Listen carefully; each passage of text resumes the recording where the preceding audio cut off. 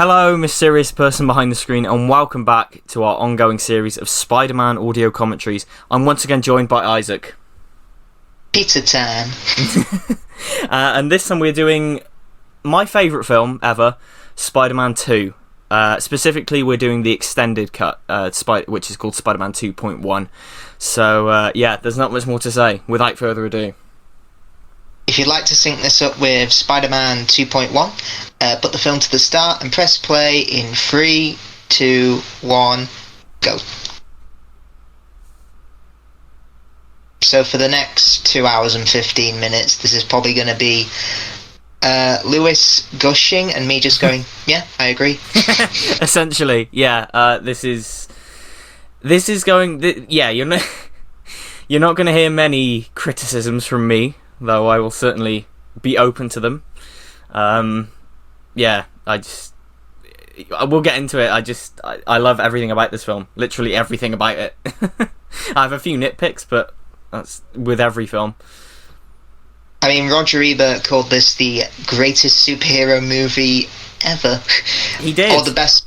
Or it was either like the best one since Superman the movie or something like that, and yeah, I can see why. Yeah, and I mean this was in 2004, so this was way before the MCU and way before a lot of other great superhero films, and I wonder if he'd still feel that way now, but I certainly think at the time, yeah.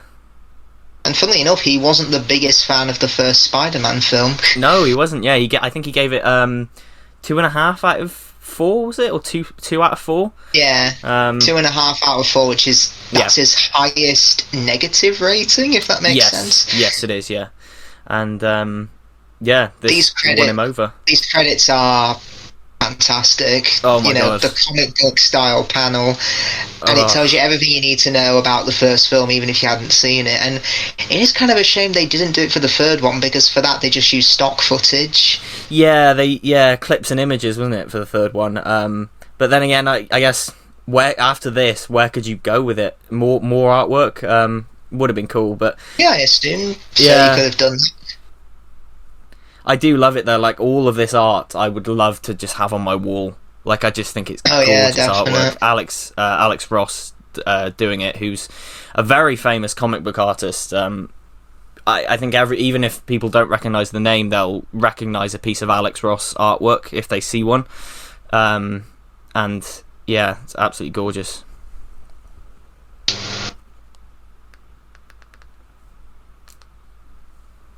Yeah, and it just makes me sad that not every superhero. When I was a kid, these were the only superhero movies I watched, and I assumed every other superhero started like this with a recap of the previous film if it was a sequel, and I was bitterly disappointed. Yeah, no, it is a shame because these films feel like events, and a lot of that is down to the title sequence at the start of every one. It's like, strap in, here's the next chapter of the story. Definitely, yeah.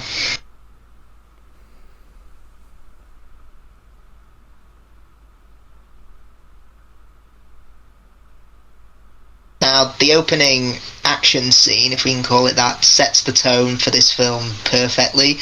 It shows how Peter Parker is struggling to balance his life with Spider-Man, but not in a dark, brooding way, in a light-hearted way, as something so simple as delivering pizzas, because that's the thing about Peter Parker. He's not Bruce Wayne. He doesn't have a load of tech or gadgets at his disposal. He's just a working class guy making ends meet, and also a university student. So he's a struggling guy, and I'm constantly impressed. This film, every time I watch it, I'm just constantly impressed by how, if you in the hands of any other director, all this could come across as depressing.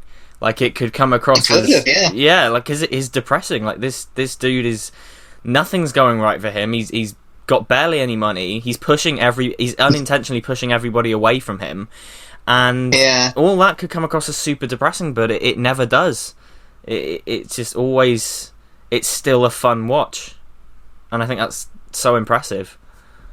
Yeah. Also, that's a Doctor Strange reference on his helmet there.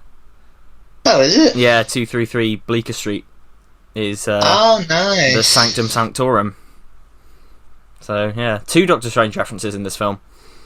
Yeah, and so ironic because Sam Raimi's directing the sequel. Yeah. And also, yeah, in 2.1, that in the extended cut, there is a few more dialogue scenes added in the pizza scene, but they changed the "go" Yeah. to just. Yeah. Why do that? The original was perfect. Biggest shame of the extended cut for my money is they removed the gore. Yeah. I mean, I get it out of the way. I'll just plug my own stuff. I have done, if anyone's interested, a 35-minute video breaking down every difference in the extended cut. Mm-hmm. So you can all go watch that, and that's my plug done out of the way. And from what I heard, this guy here who said he stole the guy's pizzas. Apparently, that was originally Stan Lee's cameo. Yeah, but it was changed. Yeah, in the outtakes of the film, in the bloopers, there's a bit where Stan Lee's like, "Oh, Spider-Man stole that guy's sneakers." So I don't know, like that would have been yeah, that would have been cool if they did that.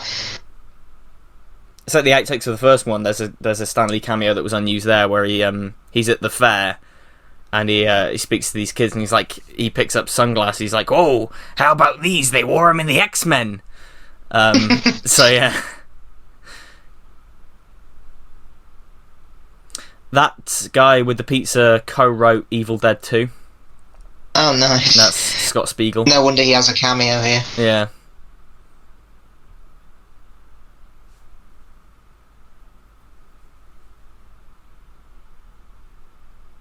How did he get in the closet? I have no idea. Yeah, there's no vents or anything in there. Yeah, because surely he would have been coming up in the lift or through a window, maybe, if he came in as Spider-Man. Oh, sorry, go on. Tobey Maguire. Yeah, I was going to say, wasn't Tobey Maguire very nearly replaced because of a back injury? He was very nearly replaced with Jake Gyllenhaal, funnily enough, who went on to be Mysterio in Far From Home, obviously. And yes, it was the back injury thing, and I think there was something as well. It was like the money, like him and his agent were demanding more money or something. It's very there aren't a lot of like definitive true stories about that. Like it's never really been confirmed either way, but it would have been a very interesting route to go down if they had decided to recast it. Yeah. Could have been the George Lazenby of Spider-Man. Right, yeah, exactly.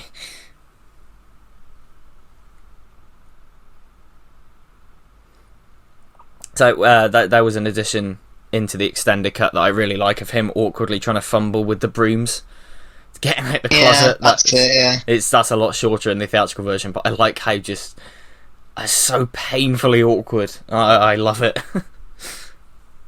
I'll say this about Mr. Aziz's company. If you're setting yourself up for a 29-minute delivery guarantee in New York, of all places, I think you're kind of setting yourself up for disappointment. You are, yeah. It takes at least about 15 minutes to cook a pizza. Definitely. So this pizza place is actually a bit of a tourist attraction in New York now, because if you go in, it's just littered with photos of when they filmed here. So it's kind of, it uses that as part of its business tactic, I guess. It's like Spider-Man filmed here.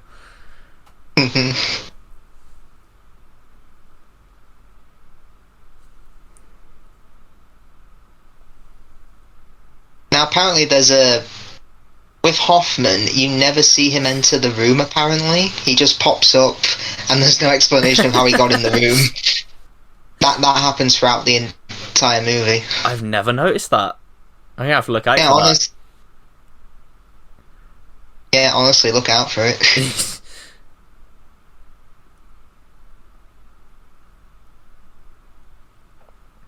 Always makes me laugh, actually. I think it's the same set, just rearranged, but in every film in the trilogy, the Daily Bugle offices look different each time. Like Jonah's office, in particular.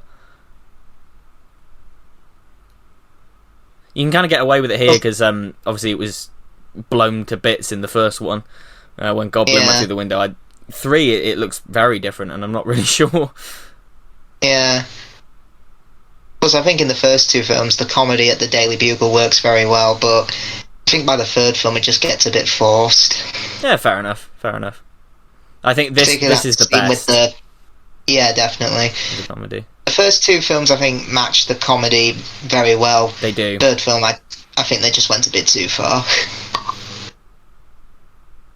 Yeah, plus we've got now 3 scenes in a row where Peter Parker is just literally put down. He's fired from his pizza job, not getting anywhere with his freelance job, and, being told he's a disappointment by his university lecturer. Yeah. And it is cool how they made him Dr. Connors. Yeah, it is cool, and there was clearly they were planning on doing something with it, because obviously he's a one-armed character. I don't know if they would have put that in if they hadn't planned to do something with it in a film down the line. Well, yeah, for Spider-Man 4, I know there was talks of using the lizard, but again, I think we discussed it before. They were going to use like the Vulture, was it Black Cat as well? Black Cat was going to be in there in some form, yeah. Yeah, and I just felt it like we would have got another Spider-Man 3. Yeah, which is why Sam Raimi dropped out, because he didn't want to do the same thing again. He didn't want to make the same mistakes again. He was sort of like, well, it's wrong of me to make this when I don't feel that it's at a good enough level. Which, fair enough. Like, mad respect to him for doing that.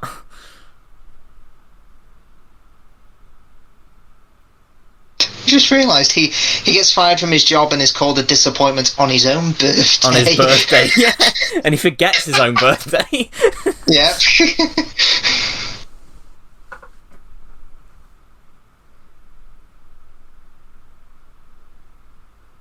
And they're the only two of his friends who show up for his birthday.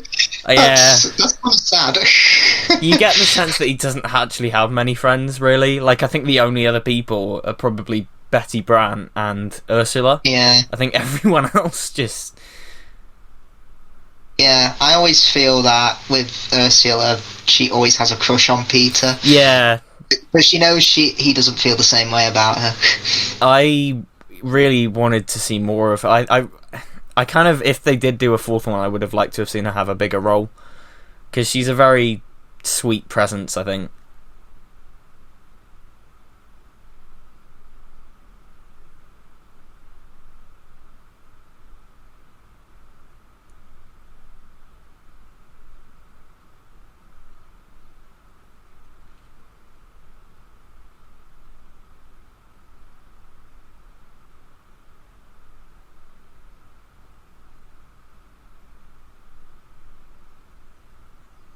And Harry's motivation here is perfectly set up, and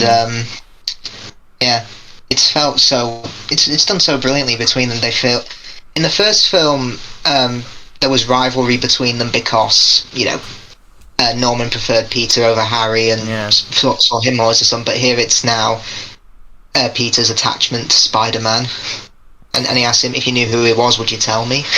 Yeah, exactly. And I think between the two versions it's quite interesting as well, because in this version it goes on and he kind of apologises, where in the theatrical version it ends at him saying, if you knew who he was, would you tell me? And then just silence and he walks off. So it kind of, I'm interested, the two different versions kind of, this one is a little bit optimistic for Peter, like you feel like he actually has a bit of a chance to patch things up properly. And again he brings up Uncle Ben. And he's the inverse of Peter Parker, someone who's too much driven by vengeance, and because he didn't have a mentor like Uncle Ben to say, great power comes great responsibility, his father was a maniac. He obviously turns into a villain. Yeah. With great vengeance comes great villainy. I think Topher Grace says in the behind the scenes for the third one, he says, with great power comes great fun. And that's...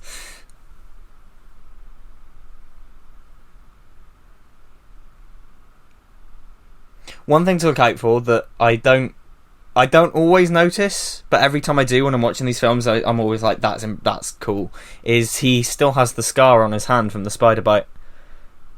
Oh yeah, he does. Yeah, if you look out for it, and that's a really cool detail. Again, they didn't have to do that because I don't think anyone would ever complain, but it's always there, and I think that's great.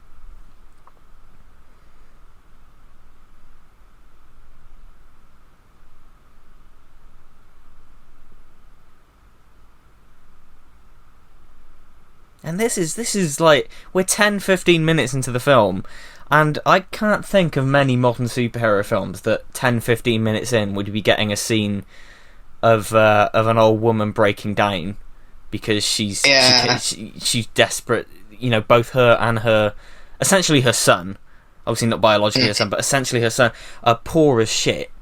And just this whole thing is just... And she's on the risk of being evicted. Yeah, exactly. It's tragic. And this whole thing where she's like, for God's sake, it's not much and I take it. And it's just like, this is incredible, like, human drama. And I only it was only a few years ago I properly got the irony of what she says. She says, were I to face the one responsible, I don't know what I'd do.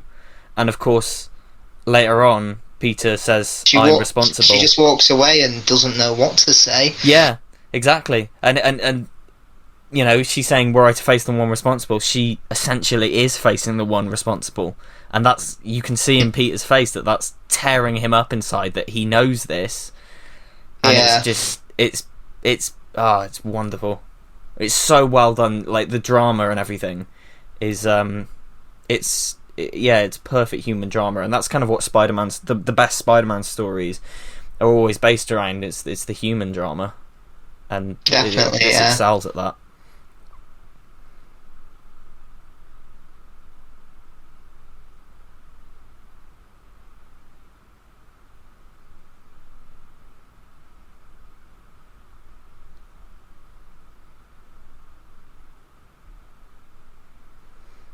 And this is a nice mirror to the backyard scene in the first one.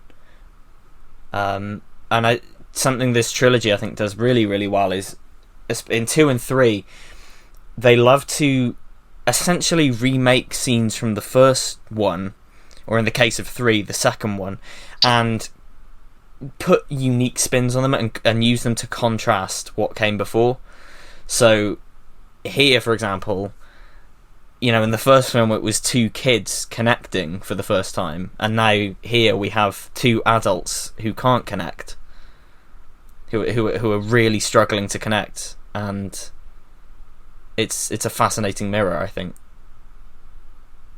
And yeah, the relationship here is quite interesting because Peter starts off pretty much at his lowest point, you know, can't make ends meet. He doesn't get any reward for being Spider-Man, and everyone sees that Peter Parker as a disappointment, where Mary Jane is on the up. She's on Broadway, her acting career is going well.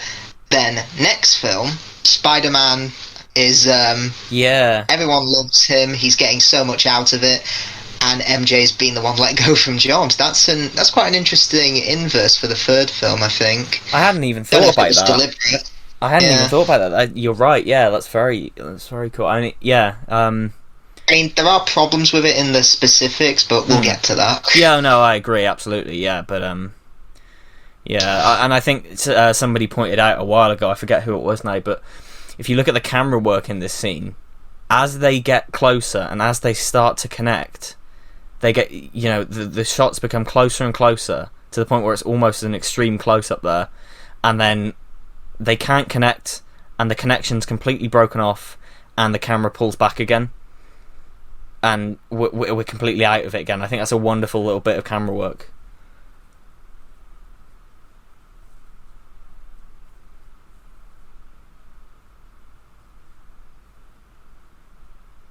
So yeah, worst birthday ever, and you know he's just been told that and then the love of his life. The girl he likes is with someone else. Yeah. I kind of feel sorry for the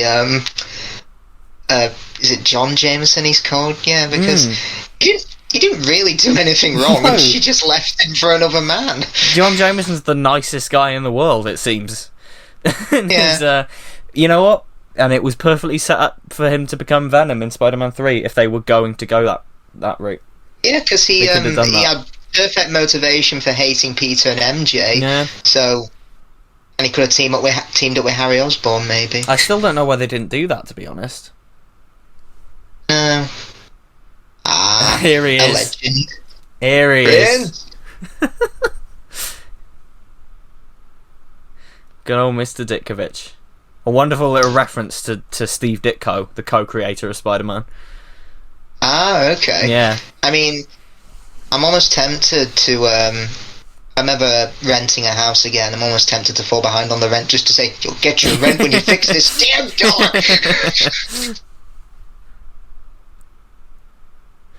Eyes like a rodent. Why is he showing his teeth? He's talking about your eyes. Why are you showing your teeth?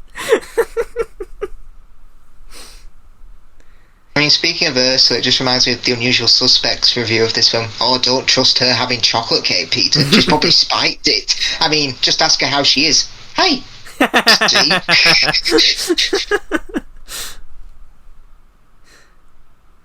This is one of my favourite sets in a film, I think.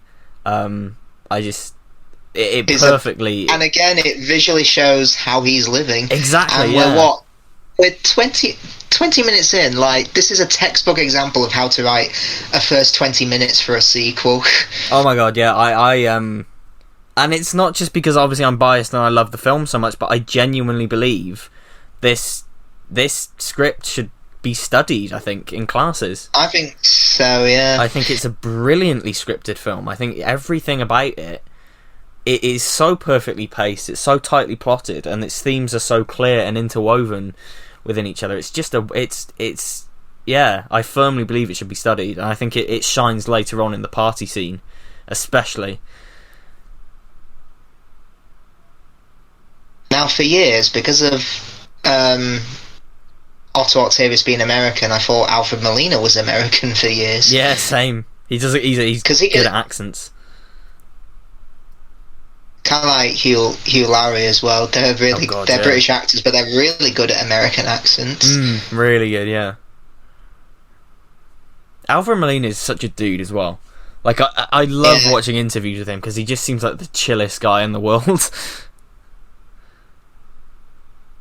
Funnily enough, I think Chris Cooper was considered for Otto Octavius. Oh, interesting. Yeah, well, wasn't the original... there were early drafts going around where the whole thing was going to be like Doc Ock was in love with MJ. And, yeah, I'm glad they dropped that, because... That could have been like Nuclear Man from Superman 4. Yes.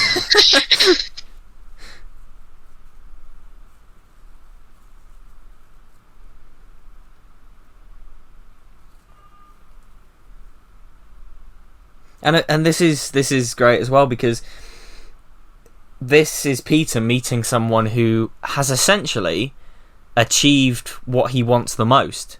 He wants a balance. Yeah. He wants to be Spider-Man and also have a stable love life, a stable job, and be happy. And Otto has achieved that. He has achieved having this great power and this great responsibility, as well as having a job he loves and a girl he loves and a happy life. And it's a wonderful, like, it's almost like Peter in a future version. And it's quite different from the comics, because from what I've heard, I think Otto Octavius is a vain, arrogant scientist who doesn't listen to anyone and always thinks he's right. Whereas here he's more he has the best of intentions, but he lets that get in the way of the well-being of others because he refuses to turn off the experiment. Yeah, exactly. In fact, there's a line in the Spider-Man 2 video game, actually. He in the final level of the game, he's like, my vanity, my hubris cost Rosie her life. I must be the one to set this right.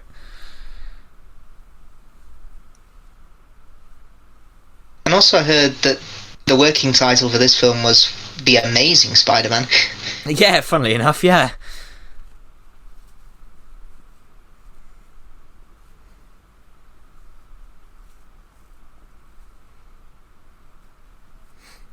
And again, just like the first film in the Thanksgiving scene, this is his Peter and the villain of the film wearing colours that reflect Spider-Man, because he's got the red and Peter's got the blue. Might be just a complete coincidence, but I just... And of course, with Alfred Molina in this, we could start theorising about how he's going to fit into No Way Home. Yeah.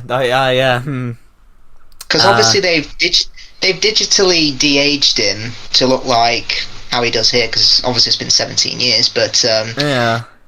So, we're assuming it's the same Otto Octavius from this film, but then we've got Jamie Foxx coming back as Electro, but I think he said it's not the same one from Amazing Spider-Man 2. Yeah, he said he's not blue. Yeah, so is he green and yellow then, like in the comics? I don't know, I mean... If they go that route, I'm all for it. To be honest with you, we are... I love how everybody talks about No Way Home as though it's a film that's coming out in like 2 years' time, because we've seen nothing from it. It's out in 4 months. Yeah, true. I know, and we've seen insane. nothing. We have seen nothing from it. Which I find so interesting. Which, I don't know, are they revealing something big in a trailer? It's like, I don't know. Might do. I mean, it'd be a perfect troll to the audience if all those characters are just in a post-credit scene. Oh, yeah. Yeah.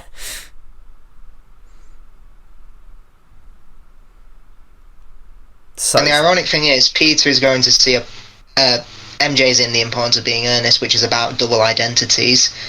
You're right, exactly right. And again... I mean, yeah, go on. I mean, I'm going to say that, because I've read and studied the play for English literature, the scene where we see the play fall out and MJ saying her lines, that's really late into Act 3, and it's a 3-act play. How he's not like 5 minutes late. He's practically missed the whole play. He's later than I thought.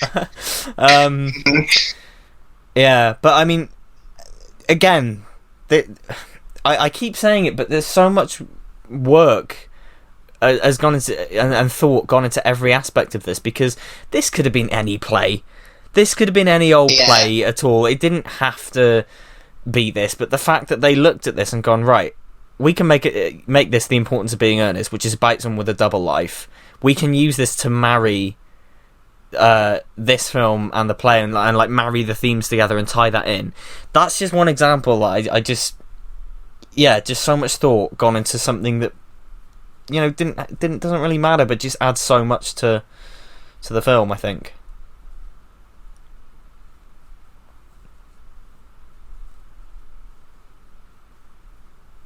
And here comes the kid from Stuart Little 2, George's best friend or something. How'd you do that?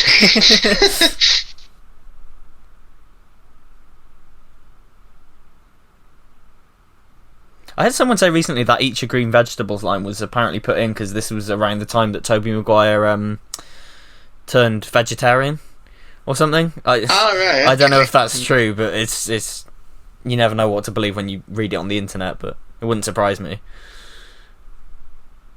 I love here when the car flips up and the sound stops when it... Yeah, it's great. Oh, the sound design's so good. And again, we don't get enough of this in films nowadays. Ordinary citizens reacting to this incredible superhero. Like, I know people mock this lady a lot because she's quite over the top, but yeah, go Spidey, go! But even just little things like that, just having like the citizens of New York just shout things like that, it just adds characters to the city. It adds a lot to. It informs us a lot about the public perception of the Wallcrawler. Yeah, you know, Richard Donner's Metropolis in Superman and Tim Burton's Gotham and Sam Raimi's Spider-Man, for me, they're textbook examples of how to do a city in a superhero film and make its own character as well. Absolutely. Like, just... Yeah, as I said in the first one, and in this film it's probably more true than it is in the first one. New York is as much of a character as any of our three leads. Plus, that, yes, I mean no. A lot of people assume that's a mistake, but it's not. It's actually in the play. Yeah, I've always wondered if that is or not. But again, it's timed perfectly because it is, yeah. The other actress says, "Do you think we should forgive him?" And MJ looks at the empty seat and says, "No." Yeah. This is my favourite Bruce Campbell cameo. Oh, is it your favourite? For me, it's the it's the French maitre d' in the third one, just because of how over the top it is. But obviously we'll get there. But yeah, this is. And of course, that line, "It helps maintain the illusion," would have been a great reference to him being Mysterio. Oh yeah, yeah, for sure.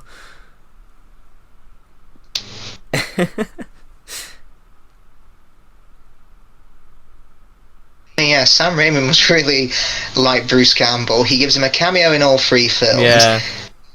Maybe promises him maybe to be the villain in the 4th film, and again, as you said last time, he's the first guy in cinema history to say, "The amazing Spider-Man!" Yeah, exactly. That's true friendship. I hope he has a cameo in Doctor Strange. I really hope he does. That'd be great. Because, yeah, I think it'd be... I read recently there was like... again, it's probably fake, but there were people going like, "Oh, there's a leak for Doctor Strange 2. Apparently one of the multiverses they travel to is the Evil Dead universe, and they meet they meet a de-aged Bruce Campbell," which I don't think is going to happen, but it was just... Yeah, it wouldn't surprise me.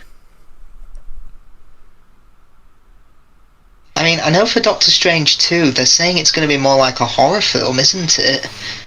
I hope so. I definitely hope so. Good anyway. Yeah, because they got a horror director to do the first one, because Scott Derrickson was mostly known for his horror background. Personally, I'd love to see Doctor Who do more multiverse stuff, because... Same. Yeah, there's an episode of Family Guy where they travel to different universes, and it's quite a funny episode. They say, "We're in the Robot Chicken universe, we're in a Block universe, we're in a universe where there's one guy shouting compliments at you. I like your shirt. Thank you." Honestly, yeah, you could do that easily in Doctor Who. Have the universes break down again, and we just end up in bizarre ones. Oh yeah, for sure. There's so much creativity there. Have a brief sequence where the Doctor's like, "Oh no, we're in a universe where we're 2D animation." Well, I thought that was going to be like a thing. Do you remember when Can You Hear Me was coming out? And they bigged up, there's going to be an animated sequence in this week's episode. And it was cool, but it wasn't what I expecting. Like, I thought, because it was a dream episode, I thought that one of the characters' dreams would be animated or something. But they didn't go that route.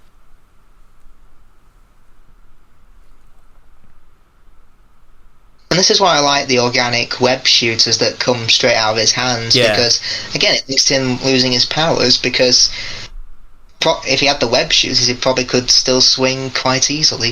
Exactly, yeah, it works nice, yeah. I don't mind them.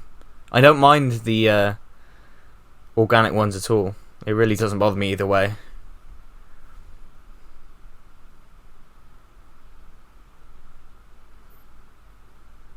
So this elevator scene is obviously completely different in this version, and there's probably...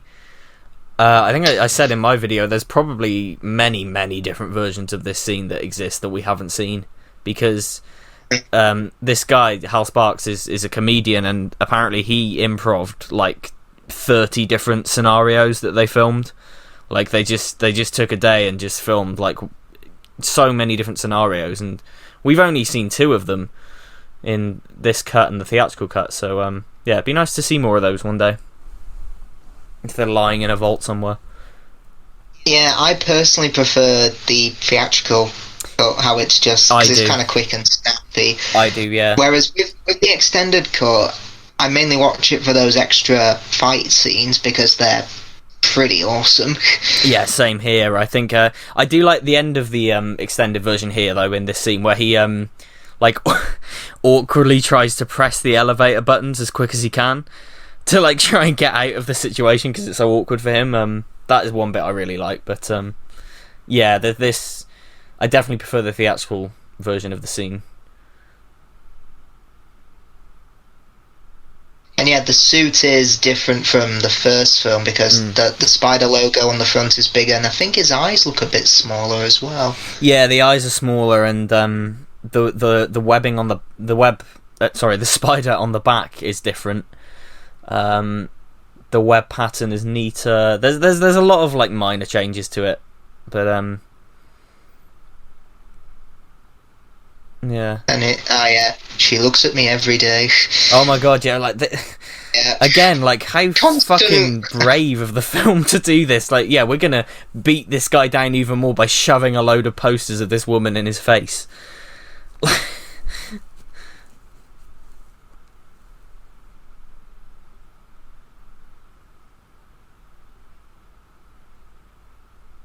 Here's an extended scene I really like. The whole or whatever, or yeah. or something. It's only like a 20-second edition, but it works. I really like it. This is one that I would choose to keep, definitely. And we get the whole classic, that's a classic image, the half Spider-Man face, so. Because him giving up as Spider-Man, it was a comic book art, wasn't it? Was it called Spider-Man No More? Yeah, for the 50th issue, I believe it was the famous cover of the costume in the bin, which this film recreates.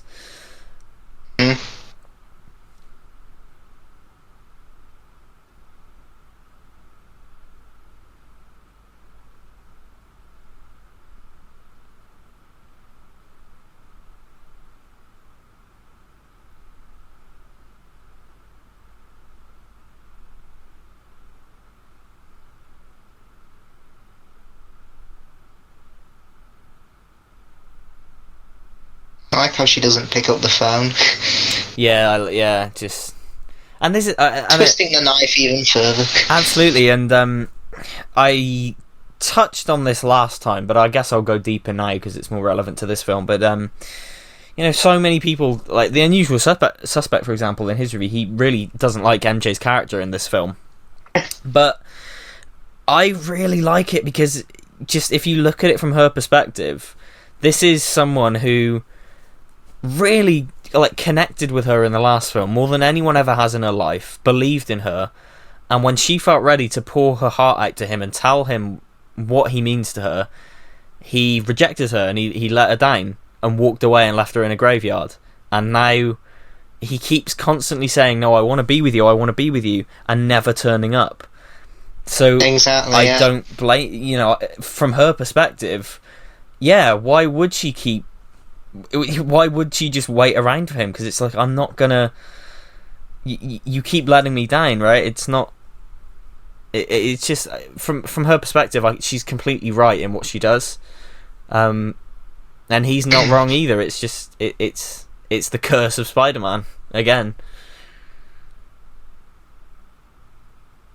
And of course, the parallel here with this film is with Superman 2, where he loses his power, where the hero both lose their powers. Yes, yeah. I mean, Spider-Man 3, it would have been a lot better if Black Spider-Man and dorky Peter Parker had a fight. Yeah, if they like you always wanted to swing, Peter. Now's your chance. Oh yeah, come on, chicken. Yeah, chicken. What are you looking at? Huh? Should have just been flicking peanuts in a bar.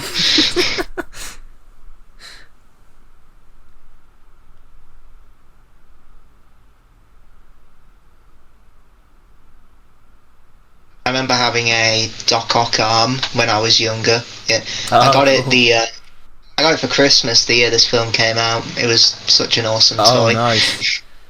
I picked up recently a Doc Ock action figure for around the time on eBay, and he looks awesome. It's an incredible design for the character, I think, because the arms just look so. There's something about them, like the clickiness of them, and they just look awesome. Yeah.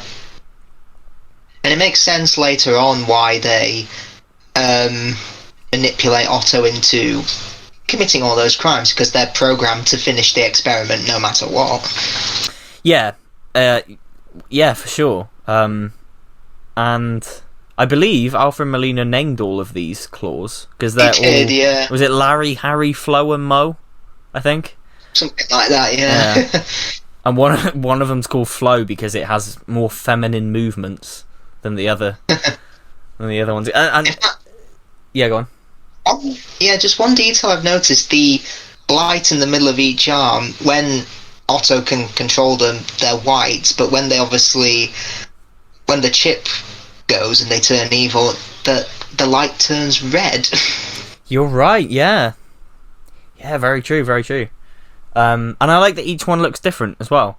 I didn't pick up on it when I was a kid, but as I've gotten older, I've noticed that each claw is kind of different. No two are the same, which is nice. And I think there's only one that can pick up the tiny objects, like we're about to see here.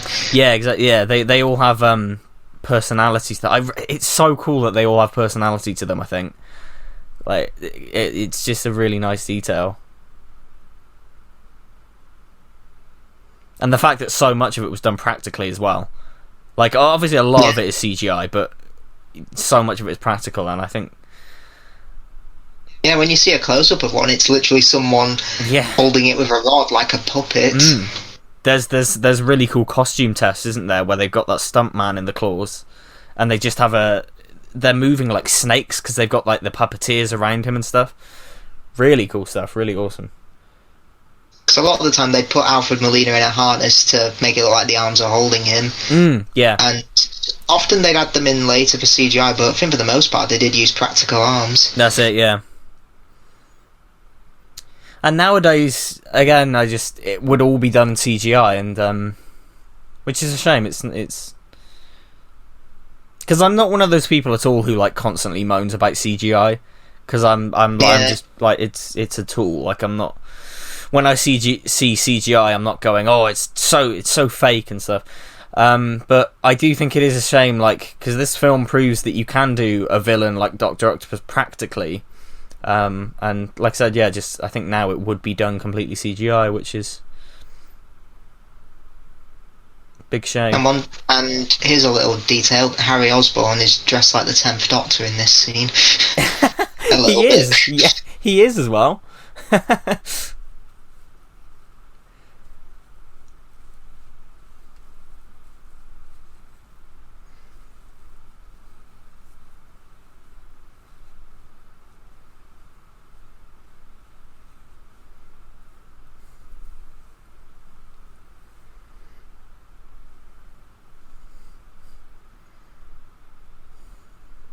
Love how Harry doesn't question. Yeah. What was Spider-Man doing here? Wait, where did Pete go? He needed that Lois Lane moment, like in Superman 2. Child's in danger. Superman shows up. Yeah. But Clark disappears. Bye, baby.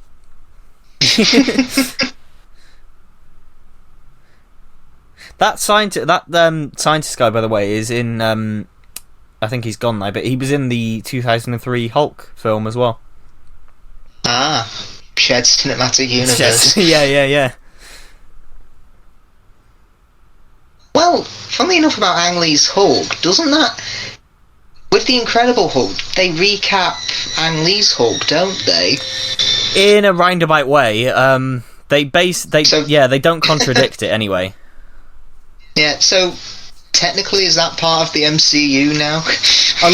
A lot of people genuinely consider it an MCU film. I don't personally myself, because it is just too different to the rest of it. But it absolutely doesn't contradict anything, because at the end of Ang Lee's Hulk, he goes off to Brazil or South America, wherever it is, and at the start of the Incredible Hulk, he's in South America. So you could absolutely see it as a sequel if you wanted to. Funnily enough, The Incredible Hulk is the only MCU film that Kevin Feige dislikes. Yeah. But obviously with Hulk being recast, it is nice that they still acknowledge it with Thunderbolt Ross being played by the same actor. Yeah, I'm glad they acknowledge it, because it's very easy for them not to. But it's still included in box sets and things, and it still is considered an MCU film. It's we're getting Abomination coming back in Shang-Chi. Oh, yeah. And I believe he's going to be in the She-Hulk series as well. Oh, nice. So, yeah, we're definitely getting acknowledgement of it. Is he gonna have bad breath like he did in that Lego Marvel superhero game? That's bizarre. Seriously, he can smash things and he has bad breath. Oh. Oh, this shot here is actually two spliced together. That one doctor there who walks in front of the camera was added in post. Literally walks past the screen to cover a cut.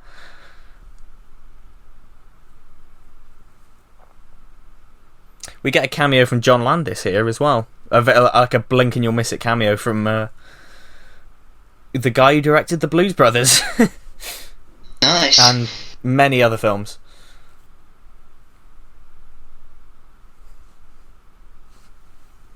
The weird thing is, when the arm was coming up there, it almost sounded like it was growling. Yes, yeah. So, did this scene traumatise you as a kid? I'm curious. Not too much, no. I just think it did scare me a bit, because basically it was the lack of music that made it feel so real. This whole thing. And this is extended there. Oh yeah, the guy getting shocked, yeah, that's extended. It's the way like his lifeless body's just jolting around as well. And the woman's nails on the floor. Again, a really cool practical effect. They just covered the floor in wax. This whole scene is just pure, like, even if you've never seen Evil Dead, this is what the films are like. This whole scene is just pure Evil Dead. Okay. The whole thing is just it is Sam Raimi going, you know what, I miss making those Evil Dead films. I'm gonna make a mini one in this film.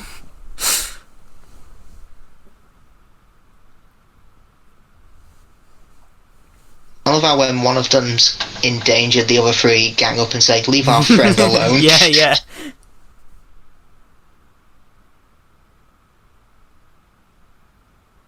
Again, the sound design's brilliant, like the subtle clicking and stuff. It's great. So, earlier, that wasn't him doing that. That was purely the arms doing that of their own accord, then, I'd take it. Yes, yeah.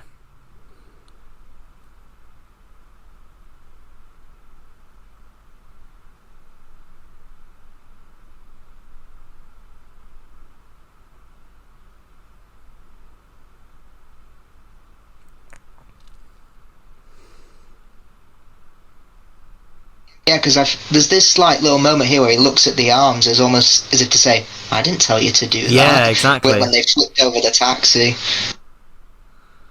This shot was reused in Spider-Man 3, wasn't it? It was mirrored with Sandman. When he turns around and looks at the camera and the claw, the same shot is used at the start of the third one when Sandman is running away from the police. Well, there's a scene that The Unusual Suspect cut in his review where when he's looking at the camera, he's like, "Yes, it's a camera. What, are you trying to flirt with it?" And it's Sandman turning around going, "Well, hello," from Home Alone 2.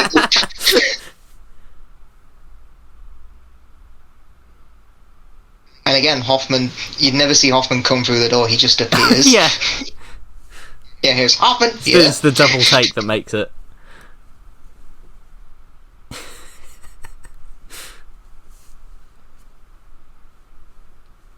It's funny to me because the Raimi brothers are Ivan Raimi is a writer, Sam Raimi is a director, and Ted Raimi is an actor.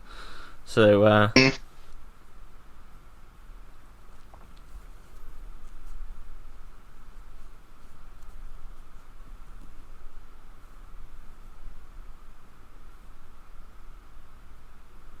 is an interesting moment that I think is never dwelled upon, but it's I heard Spider-Man was there, and there's just that beat where they just look at each other and it's like, does he know? Like, and it's never dwelled upon or brought up ever again. I think because it's overshadowed by the infamous laugh. Oh yeah. Oh, what a laugh though. I mean, I use it all the time when I hear stupid, non-faith baseless criticism. Oh yeah, absolutely. You're serious? Although you can see Bill Nunn like laughing as well. You can see him trying not to crack up.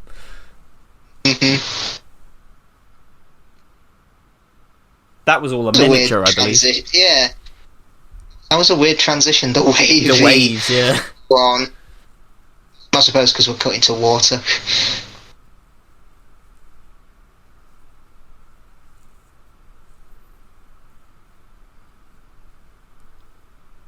And again, it's one of those things, like, you can tell they're CGI there, but it takes a minute for your brain to kind of notice, I think. Because it's blended so well.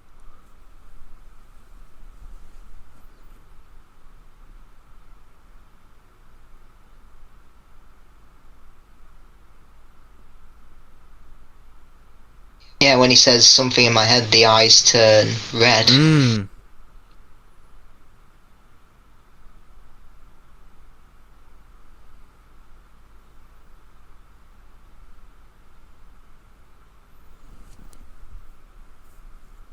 I love that one that, like, gestures like, come here.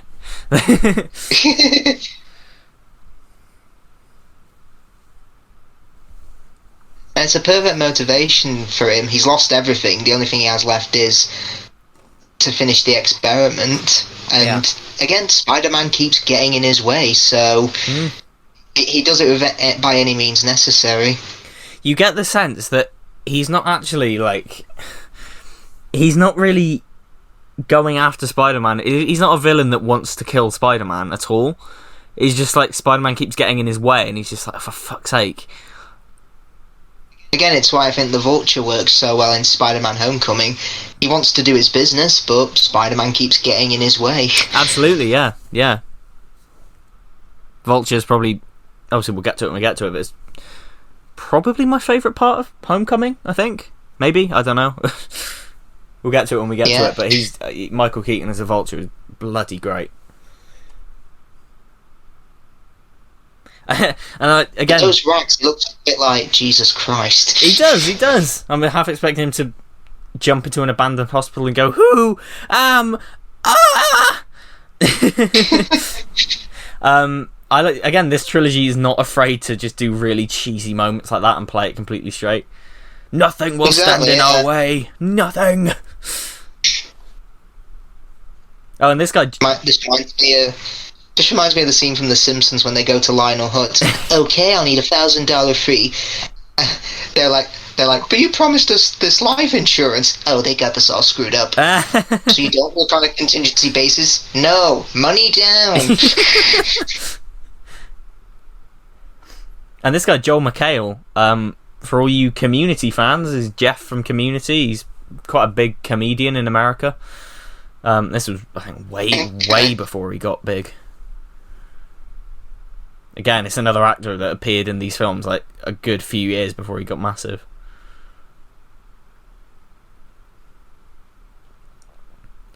Oh, and again, like, no shame, this film can he hide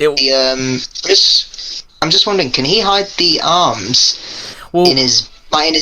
Like, can they retract in? I always thought that, like, they would retract into themselves, but then actually I don't know how that would work, because that would just be big things. Like, I don't know, but he's hiding it somehow.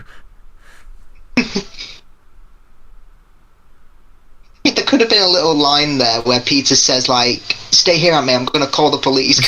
He just runs away. It just looks like he's leaving. Obviously, he's changing to get into Spider-Man, but yeah, you'd think he'd reassure her. That boy of yours is a real hero. Here's your change. Great quip. Yeah, that is a great quip. And I tell you what, I love that, again, it's just unashamedly having big bags of money with dollar signs on them. It's so like cheesy. Like you'd get a Monopoly. Yeah. with big bags of money with gold coins coming out. I mean, nowadays everything's online, so he probably couldn't physically steal the money. Probably not, no. So one thing about the... that was a great quip as well. I have a knack for that. I have a knack for that.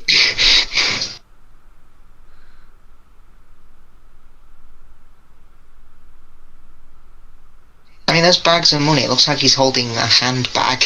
Yeah, it does, yeah. Or shopping. So, I guess I'll bring this up now because this is kind of the big villain versus Spider-Man, the first big villain versus Spider-Man fight in the film. Something I love that Sam Raimi does in, I think, all three of them, but this one I think it's the most noticeable, is that he loves to end a very CGI heavy shot on something very real. So we get, so a good example is just then, like, CGI Doc Ock gets pushed through a window, and it's real cars being crushed. The next shot is real cars being crushed and real debris falling and stuff, and it's just that it means that it never gets too outlandish, it never gets too out of our reach. There's always something there's always something there keeping us in. And there as well, CGI Aunt May falls, real stuntman shoots out the web and pulls her back up. Stanley cameo. There he is. And he gets a line of dialogue in this one. Look out!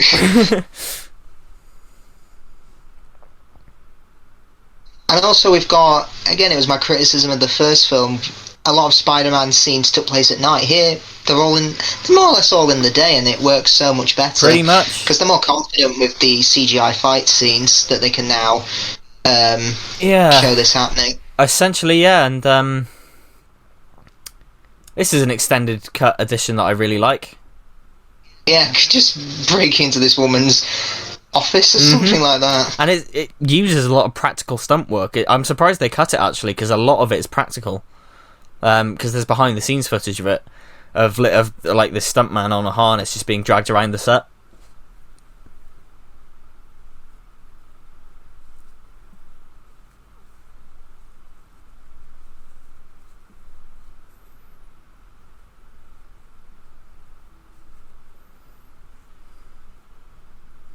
Thank you. You're welcome.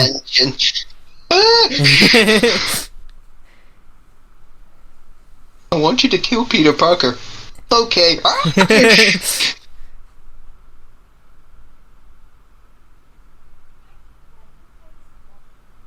But one thing I do like is, again, because he's the geek who's gone bad, whereas Peter is the geek who goes good.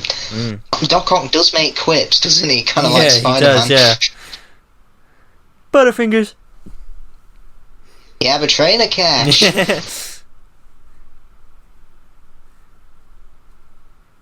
Not a fan of the it's just a bit weird. Reminds me of the start of at the end of Impossible Astronaut. What are you doing? Saving your life. No, it's saving your life. Oh yeah, there you go.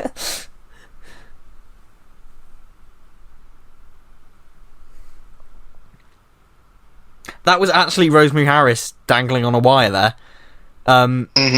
Again, there's a bit in the behind the scenes, and she, she's what, 70, 75, 80 at this point. Yeah. She was determined to do it herself, and there's this whole thing on the DVD. It's fascinating, the section of the making of where she's like, no, I want to do it. They've already done it with a stunt woman. Just let me try it for this one take. And they strap her up there and they swing her across this part of New York. And she loves it, but then she's like, oh no, I've just put my stunt woman out of a job. It's just like, oh, she's wonderful. And fair play to her. May at the end of that, Aunt May should have asked, do I get to kiss upside down? Oh god, okay, so this party scene, this is, I think, an 5-minute section of the film or something like that. Literally a perfect section of a screenplay. In terms of just piling this on this character. It is... Perfect middle act. Oh my god, right? Sequence, yeah. It is so... In such little screen time, we get the worst night of Peter Parker's life. I'm constantly fascinated by this scene, because it's just like everything piles on top of him. His best friend hates him, starts slapping him. The love of his life insults him, and then probably because of the pathetic conversation they've just had, goes and gets engaged to his dickhead of a boss's son, and and not only that, he's made to take a picture of it. It's just like holy shit. And little things like him never being able to pick up a drink or a bit of food or anything. It's just like, oh my god! That's the icing on the cake for this scene. It is. It's so good. Everything you listed there is the eggs, sugar, and flour for the cake. And the whole small details of him not being able to get a drink or a hors d'oeuvre. That's the icing. Yeah, exactly. The extra bit for it. And here we go. The film, the language of the film, the camera work, the editing, the way the sound design is. We're put inside Peter's head here when he sees MJ, because suddenly everything, the sound mix drains and goes muffled. Everything goes a bit slow motion. It's just, you get that shell shock. Yeah. And we're with him. We follow him on every step of the way of his journey.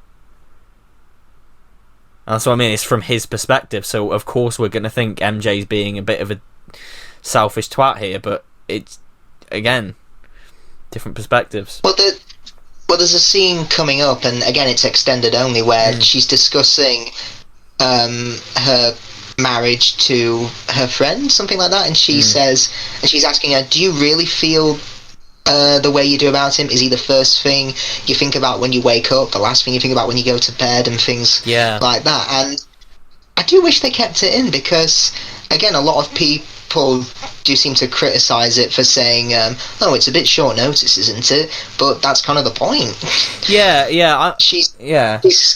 I'd say she's more or less doing it just to try and finally close the book on Peter, to say, I'm not waiting around for you. If I'm getting married, I'm getting married. Exactly. Yeah. Exactly. And that's probably because of this conversation that they're having now. When, of course, because he's such a dorky little... like, the only thing he can do is start reciting poetry, and she's put up with this so many times that her default response is, don't start. Because it's just... And that line as well, you're nothing to me but an empty seat. Dagger through the heart. And she even says, my own father saw the play. Yeah. He came backstage to borrow cash. Yeah. And because Peter knows... he's the one who encouraged her to become an actress. Exactly. But he can't even be there for her. That's what I mean. Two kids connecting in that first film, and they're now two adults who can't connect whatsoever. It's a wonderful contrast. And just when you think he's at his lowest point here, the film batters him with his friend hitting him. Slaps him in the face. Yeah, and again, you think it can't get any worse than that. You think, right, he's been slapped in the face by his friend. But no, he has to now take a picture and witness fucking engagement. It's just... You're tearing me apart, Peter. Oh, I swear there's a character in The Room called Peter. It's the psychiatrist guy. Oh, have you seen The Room? Because I've not seen it all the way through. Well, I did see a few... I don't know who put it up, but it was on YouTube, the whole film, for like a few months. A couple of years ago for a few months, but then it got taken down, obviously, for copyright reasons. Yeah. And I did watch quite a bit of it, but I thought, okay, it's really funny, but now I'll turn it off. Isn't like half of it just sex scenes? It seems a to lot remember of it, yeah. Hearing. Honestly, you could go from the opening to where Mark and Lisa start their affair to Johnny's birthday party, and I've not missed anything. Fair enough. It's literally... Yeah, if you cut out all the irrelevant scenes, it's about a 35-minute film. And again, CGI Spider-Man falls down in the alley, Tobey Maguire in the suit gets back up. Yeah. And what a great... Again, another great contrast to the first film. All those scenes in the golden hour swinging that filled him with such joy and freedom, and now we get one swinging at night where he gets nothing out of this but misery. Yeah, in the first film he was going like woohoo, and enjoying being Spider-Man, but here there's nothing.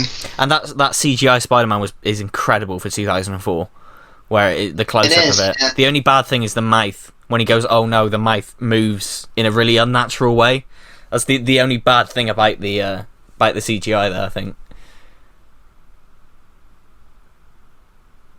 And another slap to the face. The Daily Bugle says he's a criminal. Yeah. I like that as well. Spidey and Ock rob bank, and it's only a photo of Spider-Man. Ock isn't on there at all.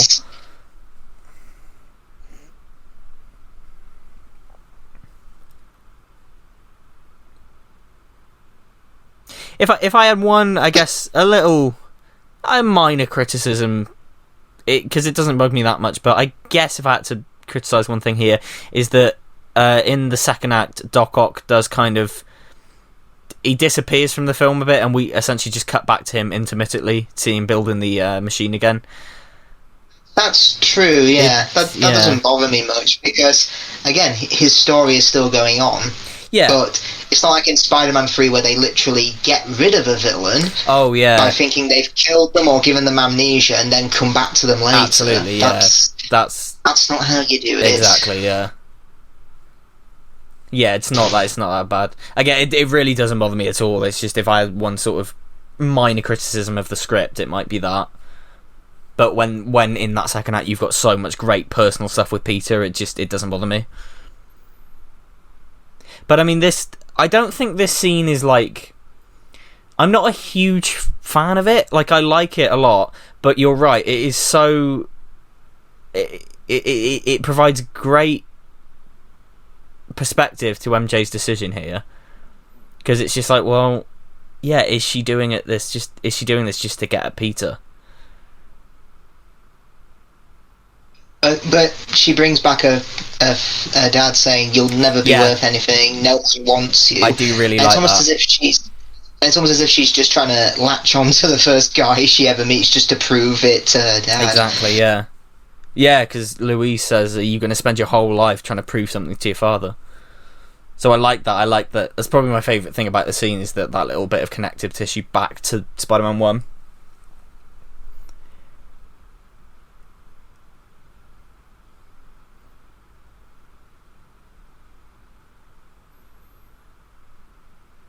That guy looks familiar, but I don't know where he's from. The Doctor. I can't say I've ever seen him in anything, but he probably has popped up in a few things. I mean, if this scene was done today, this guy would be like, yeah, I'll totally keep this a secret. Yeah. Tweets. I had a weird day at work. Some student of mine called Peter Parker was claiming that he's Spider-Man. The Doctor almost did a very Roger Moore-esque eyebrow raise then. Yeah, oh, so you're Spider-Man. I tell you what, this is one thing that does puzzle me about the extended cut here. Or I guess it puzzles me about the theatrical cut.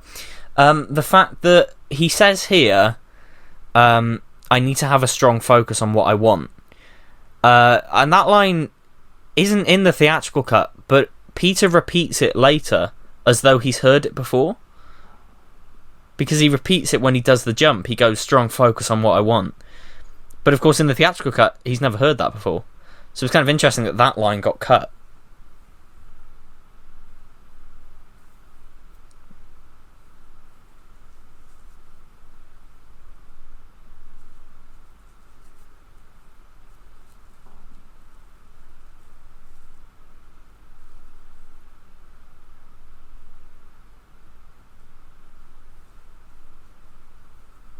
That line, strong focus on what I want, it comes back later when he's trying to jump across the rooftops and shouts, I'm back! Yeah, and that's what I mean. It isn't in the theatrical cut. Which is interesting to me.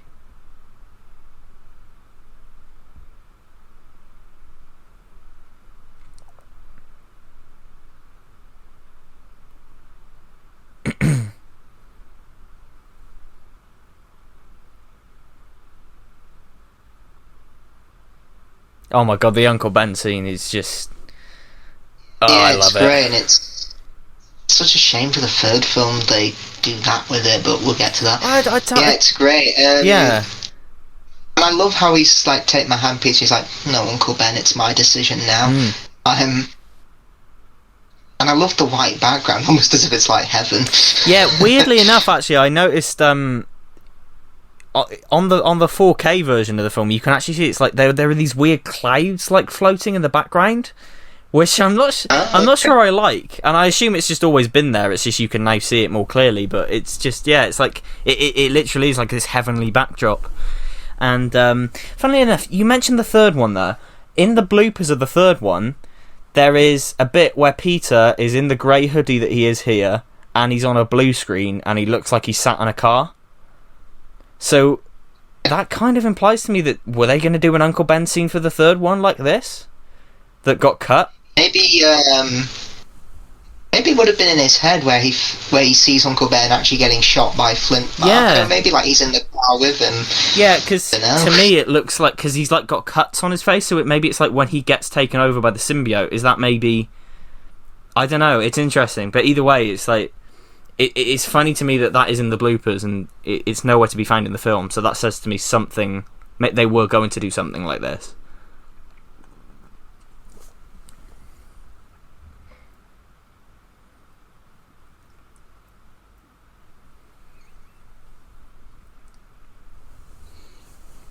If it was in the MCU, this film would have been called Spider-Man No More. Spider-Man No More Home. Yeah, definite. What is this obsession with home? I don't get it. I don't know. I mean, I don't think they'll do it for the next one. I feel like they're doing like the Home trilogy, and then the next one's probably going to be called something. If they do another trilogy with Tom Holland, it's probably going to be something different. So yeah, this is a complete recreation of the cover of Amazing Spider-Man number 50. Yeah, and I love the way it fades out, and you just see the eyes. Yeah, the eyes are the last thing to go. And also, Stan Lee has said, by coincidence, he didn't plan for that to be the 50th issue if he got that far. It was just a coincidence. Oh, right, fair enough. I think so, anyway. And you know what? Here we go. Sam Raimi has the balls to go from the saddest scene of the film, probably the saddest scene of the film, to this brilliant concoction of cheese. Yeah, it's not a tonal whiplash, because by the middle of the film, Peter has reached his lowest point. Yeah. He has finally thrown his passion into the trash. Yeah. But the only way for him to go from this is up. Yeah, and here we go. We're going to put in cheesy editing tricks. We're going to put a split screen next to his head. We're going to do a freeze frame at the end of it. Oh wait, that's a piano, and now you're dead. Oh, here's the award for the biggest bite of a hot dog on film goes to this. Just goes off. Yep. I think Yeah. I love these whip transitions as well. Yeah. Oh yeah, for years when they do that freeze of the nothing's worrying, I always thought for years there was something wrong with my DVD, because I originally had this on DVD, but it's not until I saw it on TV and got the Blu-ray that I realised, it's part of the film. Oh, it's so good. It's so perfectly cheesy.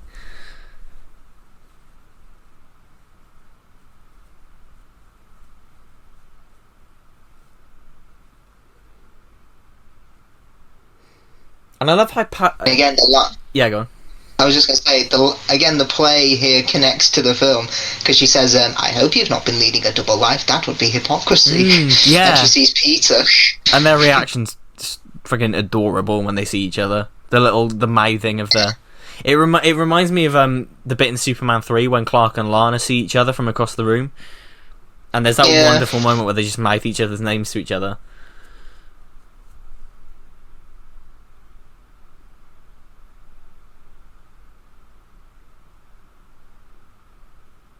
And I love how poetic, like unapologetically, gloriously poetic the dialogue is. We get that you're nothing to me but an empty seat, and then here we get that I'm not an empty seat anymore. Punch me, I bleed. It's just It's he has been reading poetry. Yeah, he has been reading poetry. Day by day, he looked upon her. Day by day. Day by day, he remained a virgin. It's amazing. That review of The Unusual Suspect, I think that's his highest viewed video. I could be wrong, or it might be his might be his top 10 Star Wars video, what the original trilogy did wrong, which is ironic because he said he doesn't look too fondly back on that video, but funnily enough, that's how I found him. Oh, was it really? It popped up in my recommend, and I thought, okay, let's have a look. Then I just binge watched all of his reviews and completely fell in love. It was the perfect time to get into his reviews because it was summer 2014. I just finished my GCSEs, so I was prepared for a long summer of doing nothing. Yeah, of course. I tell you what, I don't actually remember when I got into him. Actually, I think it might have been that video. That was definitely one of the first ones I watched. But then again, it might have been the Spider-Man reviews. I don't know. I can't remember. I really can't remember. Well, recently he has done the Spider-Man, but I'm in it. Yes. That's a cute outfit. Did your husband give it to you? Wow. You know, I'm really sorry for saying something so homophobic there. And just like what the whole thing of like they're both right. That's the thing. You don't want to. He's right and she's right, and it's just a matter of time, I guess. Yeah. Interestingly, recently somebody uploaded to YouTube. They did a promotional thing for this on the internet where it was like little sketches with Jameson and Hoffman in character, like doing a news report. And I swear to God, somebody uploaded it online recently, and it was like this huge revelation because I didn't know they existed, and a lot of other people didn't. And it was just like seeing new footage of Jameson and Hoffman in 2021. It like blew everyone's mind that there's this thing out there that nobody knew about. And I love how, James, this is the best day of his life for Jameson.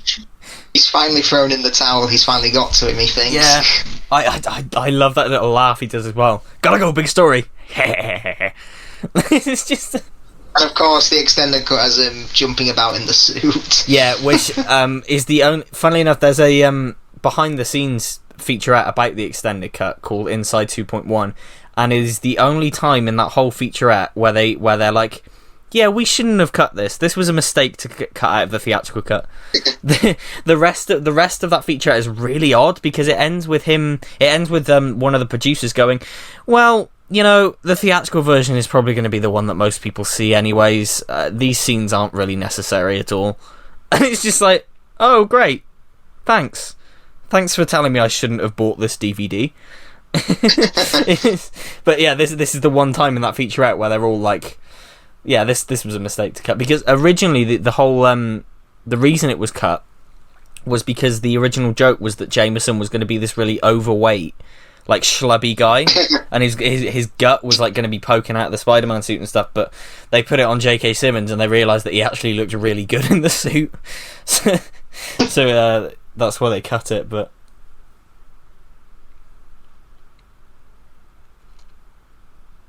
you know, I've realised Spider-Man 2 and The Incredibles, they came out the same year. They do have a few similarities. For example, the hero can't save someone from getting mugged, and the hero both have to stop a train. Yeah, yeah, you're right.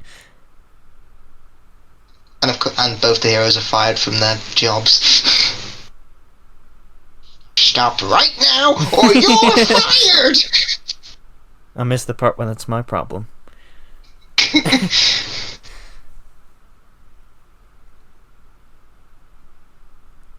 Back to get like one of the best scenes in any superhero film ever for just how raw it is. And she starts by saying, if only I let you take the subway, the three of us would be having tea together. Just oh my god, it is complete. And I love the fact there's no music. This is literally, and it doesn't cut it, there's no fancy editing. This is just the director letting his actor act, and just complete. Oh my god, it's brilliant! It's so good. And when she, when Peter, tries to touch her hand and she pulls away, that is so. You don't expect Aunt May to be mean or horrible to Peter, but that's probably the closest we get in this whole trilogy. Her face there is scarier than anything he's ever had to face as Spider-Man. Forget Green Goblin or Dr. Octopus, that is the scariest thing. This is the bravest thing he's ever done in his life.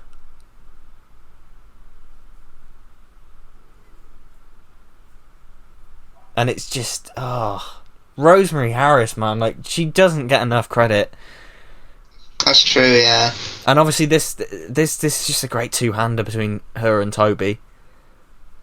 And it's why, like, when people are like, oh, Tobey Maguire can't act. Fucking look at this. This is incredible. That's just mean. This is an incredible performance.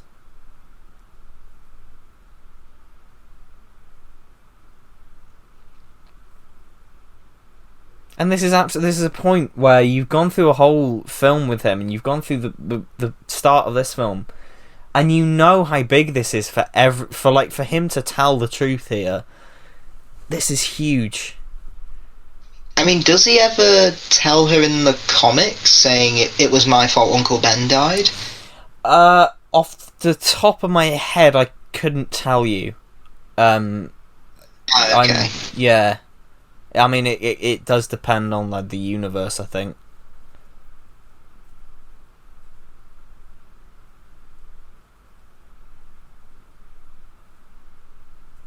What a line as well. Uncle Ben was killed that night for being the only one who did the right thing.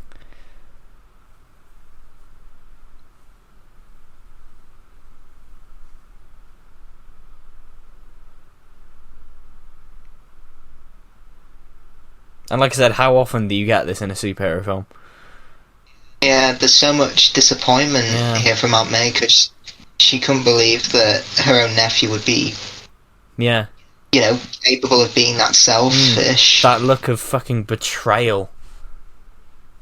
And disappointment. And she doesn't get angry, she doesn't raise her voice, she just simply stands up and walks away. And I'll tell you what, I love the way pictures are used in this trilogy, you know. Because there's an Uncle Ben picture there looking on. Like, just over her shoulder, just looking at these two. In the third one, he's constantly like looking at Peter when he's like succumbing to the black suit. He's constantly looking over his shoulder in that, and pictures are used very well.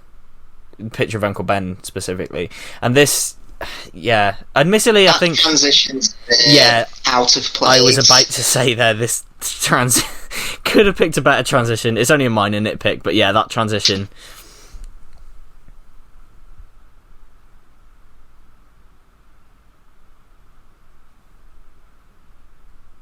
Her father only obsessed over his work. I think now'd be a good time to tell you that it wasn't Spider-Man's fault, but my shift's over, bye. It's past 9 o'clock, I don't give a shit. Gassed! Do I have any girlfriends? Not that I know of, sir. I have cotton candy. I actually wrote you a play. It's called Getting High, the theatre show. Oh, he's so stoned in the third one. He's so stoned in the third one. So many people laugh at Emo Peter, but nobody laughs at Forgetful Harry. Should we call it Amnesia Harry? We'll call it Forgetful Harry. Yeah. It's like a Mr. Man character. Yeah. This jump scare still gets me. Yeah, plus that thudding coming up the walls, it reminds me so much of Jurassic Park with the dinosaur. Oh, the outtakes for this are hilarious as well, when he tries to drink the drink and the puppeteers can't get the glass in his mouth, so it just keeps spilling everywhere. Or like they get it in, but they put too much, they tilt it too much up, so he just swallows the whole thing, and it's just like...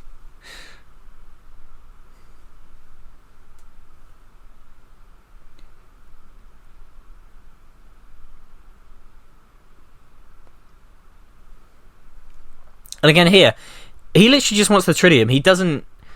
He's not after Spider-Man, really. Harry saying kill Spider-Man, he's just like, oh, well, that's just a bonus for me. I'll happily do that. Yeah.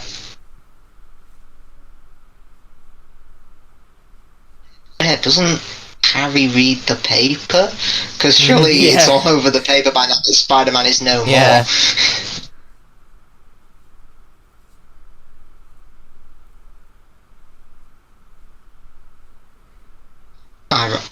Ironic.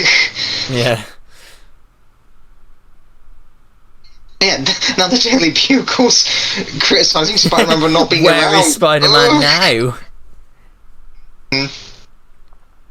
Again, here we have another contrast and another almost remake of a scene from the first one. The burning building it's even the same music, actually. And I guess I'll bring up the score now, actually, because I haven't brought it up yet.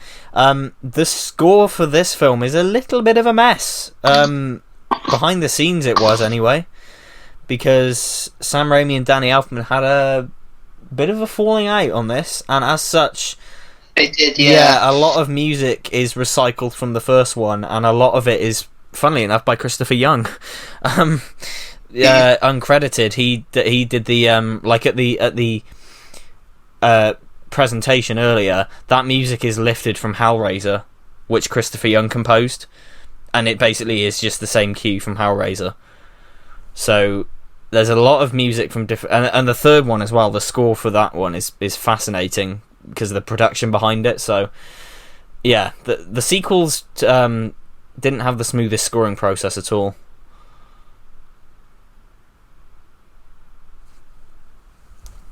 I'm sure that guy who said somebody called the fire department, I swear that's the same guy who said, "You must for Spider, you must for New York," from the first. I think it is. I swear it's the same guy. I think it is, yeah. Yeah. Again, it's nice continuity to show that New York itself is a character in this for all the extras.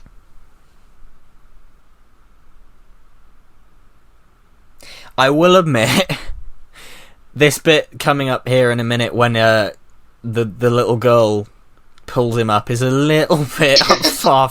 Like these 5-year-old girl pulling a 180-pound. I don't even think she's 5. She's like 3, isn't she? It's just like, that's a bit like, these films are silly and cheesy and purposely so, and I love that. But this is a little bit too far. Maybe she's a secret superhero. Maybe. And he just gives it to the first Chinese couple he sees.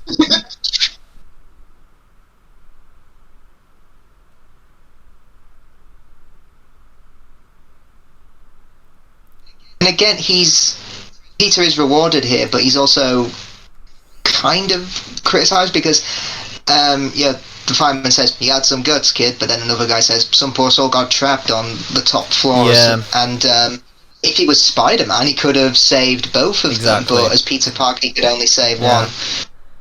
Why has that become a meme, by the way? Like, I get the rest of the Raimi memes, but one thing that's never... I don't know why it's become a meme is the, "Some poor soul got trapped on the 4th floor." Like, I don't know why that's a meme. That's just horrific. Yeah. Oh, I love this. Am I not supposed to have what I want? I've never noticed this before. There's tape on the windows, trying to hold the windows together because that's great. That's great. That's how run down the apartment is. And Ursula is just, like I said, she's so sweet. Like, these two should have ended up together, to be honest. Cause, like, yeah, she clearly likes Peter, but definitely in the third film she respects that he's with Mary Jane. Well, funnily enough, in the third film, she's in the editor's cut of that, she's a lot more reserved towards him when he blows up. Because in the theatrical version, like, she comes in and she's like, "Oh, it's a phone call for you. It's Mary Jane." She called back and stuff. In the editor's cut, he's like, "Look, I'm sorry," and she's like, "Look, it's fine. Don't worry about it." And she kind of just walks away, like, really shyly. Yeah. So it's And that's what I quite like about Mr. Dickovich in the third film. When Peter has that blow up, we meme it now, but it's really nice when he doesn't get angry. He just says something must be bothering him. He is a good boy. Yep. I'm guessing he must be in some kind of trouble. And this is wonderful as well because this is somebody being kind to him. This is just for once. Just giving him some milk and chocolate cake, just to be kind and to remind him that there's kindness in this world. And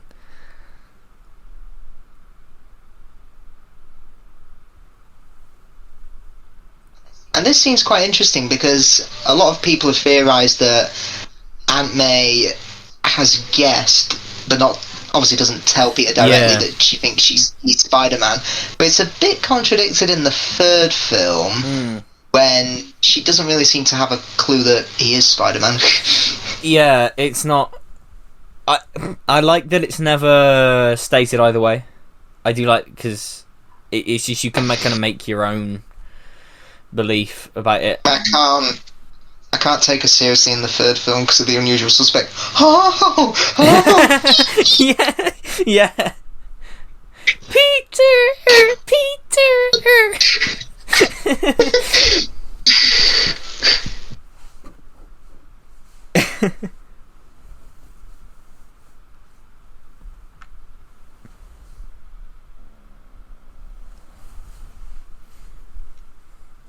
And again, I just love that they both got tears in their eyes when they say it, like, because you get the sense that Peter's about to. I called him Toby. Then you get the sense that Peter's about to break down at that, because it's just like, thank you for forgiving me. Yeah, there's one look in a minute that I think possibly makes me think that she knows. It's when Henry Jackson brings him up, and there's that shot of her just sort of looking at Peter, and it's like, that's the one bit for me where I'm like, maybe she does.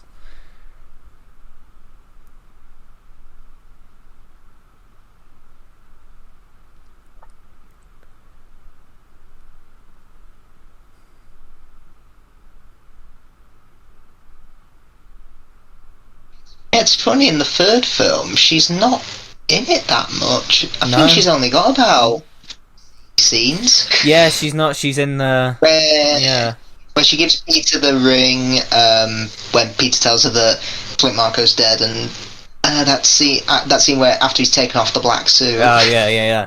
Which... she's not in it that much. And she's in it even less in the editor's cut, if you watch that. Because they remove the scene where Peter gives back the ring. It's not in there, which is a big shame, because that's probably my favourite scene with her in that film. Because again, it's just Rosemary Harris being a bloody delight. Like, she's just so charming and warm, especially in this scene. Oh my god, this scene. And that line, I believe there's a hero in all of us, that was all over the trailers, I think. It was, yes, yeah. I think it was in a lot of Stan Lee tributes, I remember. Mm-hmm. And that, I guess one guy can't make a difference.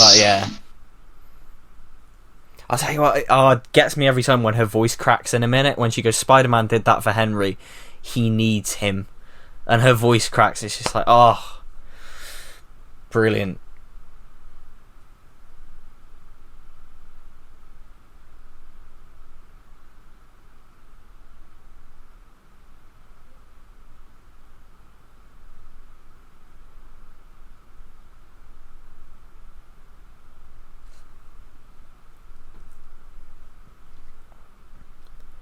I'll tell you what, though, $5 is a bit low for helping this old woman move. I mean, just thought that now $5 is a little bit low for moving all of this. I mean, I want to be paid by the hour, love, not just $5 cash in hand.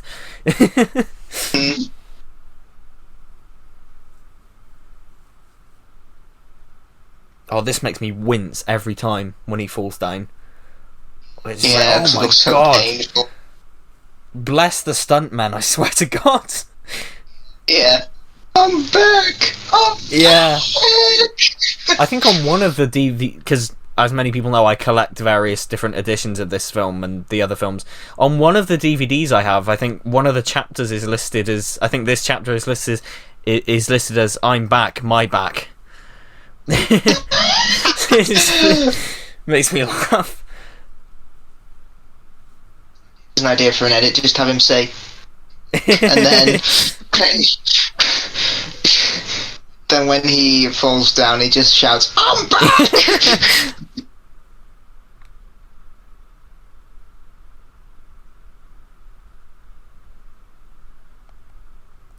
Oh, it's painful.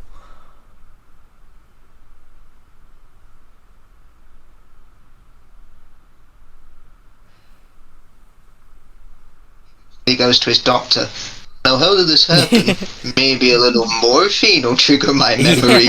Oh, yeah, that's the stuff. I remember the accident like it was yesterday. It happened today.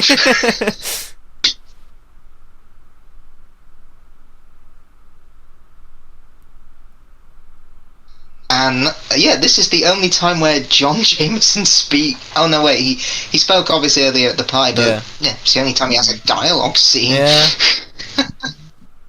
I tell you what, this guy, I've forgotten his name off the top of my head though. This actor, he was promoting a film recently, and some twat in an interview said, "Oh, do you know anything about you possibly being in Spider-Man: No Way Home?" Just like, for fuck's sake, why would he be in it? What possible reason would he have to be in it? And I felt really sorry for him because he was just like, well, I don't really watch superhero movies. I'm not really sure what I can tell you. And it's just like, well, I don't blame you. It's not like it's exactly. He's like asking. Just trying to think of an example. It's like asking. I don't know. Trying to think of a character in a franchise. Like asking the guy who played Dudley in Harry Potter, are you in the Harry Potter and the Cursed Child stage way? It'd be like asking that. Yeah.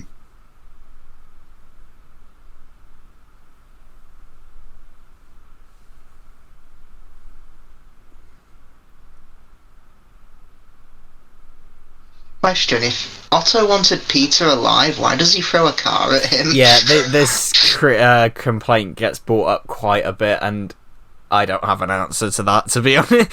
Yeah. The only answer I can give you is it looks cool. And it does look cool. It's an impressive stunt. It's a very impressive stunt, and it's a brilliant meld of CGI and stunt work, but I can't give you an in-universe reason. But again, it is kind of to show that his powers are coming back. Oh yeah, the spider sense, the spider sense. Which they're very inconsistent about in the MCU, aren't they? They don't... I don't know whether he has it or not, because it's sort of implied that he has it in Civil War. It never pops up in Homecoming. He has it in Infinity War, and I think that's the last time we've ever seen it, right? It's almost as if the Russo brothers only seem to remember. Well, that's another thing we'll talk about when we get to the MCU films, is there's a definite line between him in team-up films and him in his own films, I think. There's a difference there, I think.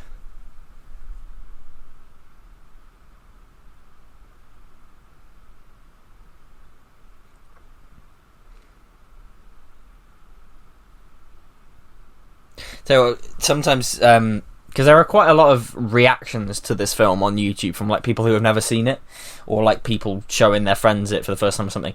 And every single time when he says "I don't love you," everyone just goes, "Oh, for fuck's sake!" Everyone always just goes, "Oh my god." Well, funnily enough, my cousin, she's about 15. She says she can't stand any of the other Spider-Man films apart from the MCU ones. Oh, that's a shame. Yep. Oh, yep. I mean, fair enough. Apples and oranges, isn't it? But you know.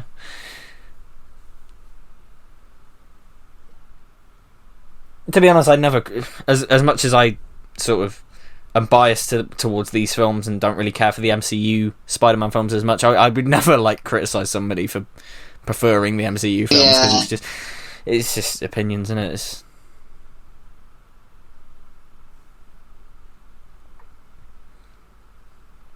Still, though, I mean, I will say, before kids can get bored of the romance, or before people can get too tired of all this, Sam Raimi fucking throws a car through the window and just says, "Hey, wait, were you getting a bit bored? Were you getting you getting a little bit complacent there? Okay, here's a car." Right. In fact, that the way it's shot, it reminds me a lot of those old road safety adverts we used to get, where a car will be driving and then inexplicably it'll turn a corner and just go straight for a building and be like, "This could be you. It's 30 for a reason." British adverts. I love looking up ones from the noughties on YouTube. I'm just like, yeah, this is so weird. Isn't there one for like Wrigley's Mint, and it's just this guy throwing up a dog, like a dog. It's about like having bad breath, and it's just this dog. He like starts gagging, and a dog crawls his way out of his mouth. It's like the advert is like, don't have dog breath, and it's just like, what the fucking hell? Hang on. Oh, that always makes me wince as well. I'll peel the flesh off her bones, and you just hear the clanging of the claw in the background. Oh. Yeah. And then when he gets up, it's like a get me.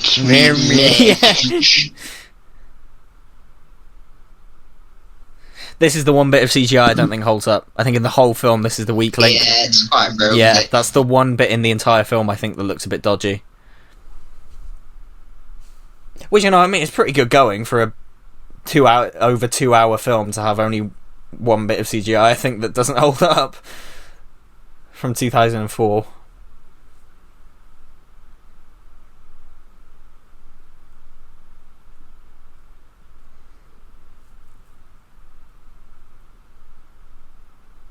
Yeah, great visual here with the glasses realising back. Yeah, and as I said earlier, that scene at the cafe is the moment in reaction videos when people go, for fuck's sake.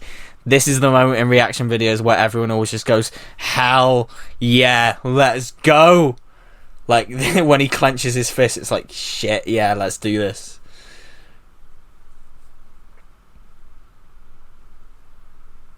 And again, look, we see Bobby come through the door, but when Hoffman steps in and says, he's the only one who could have stopped Octavius, you don't see him come through the door.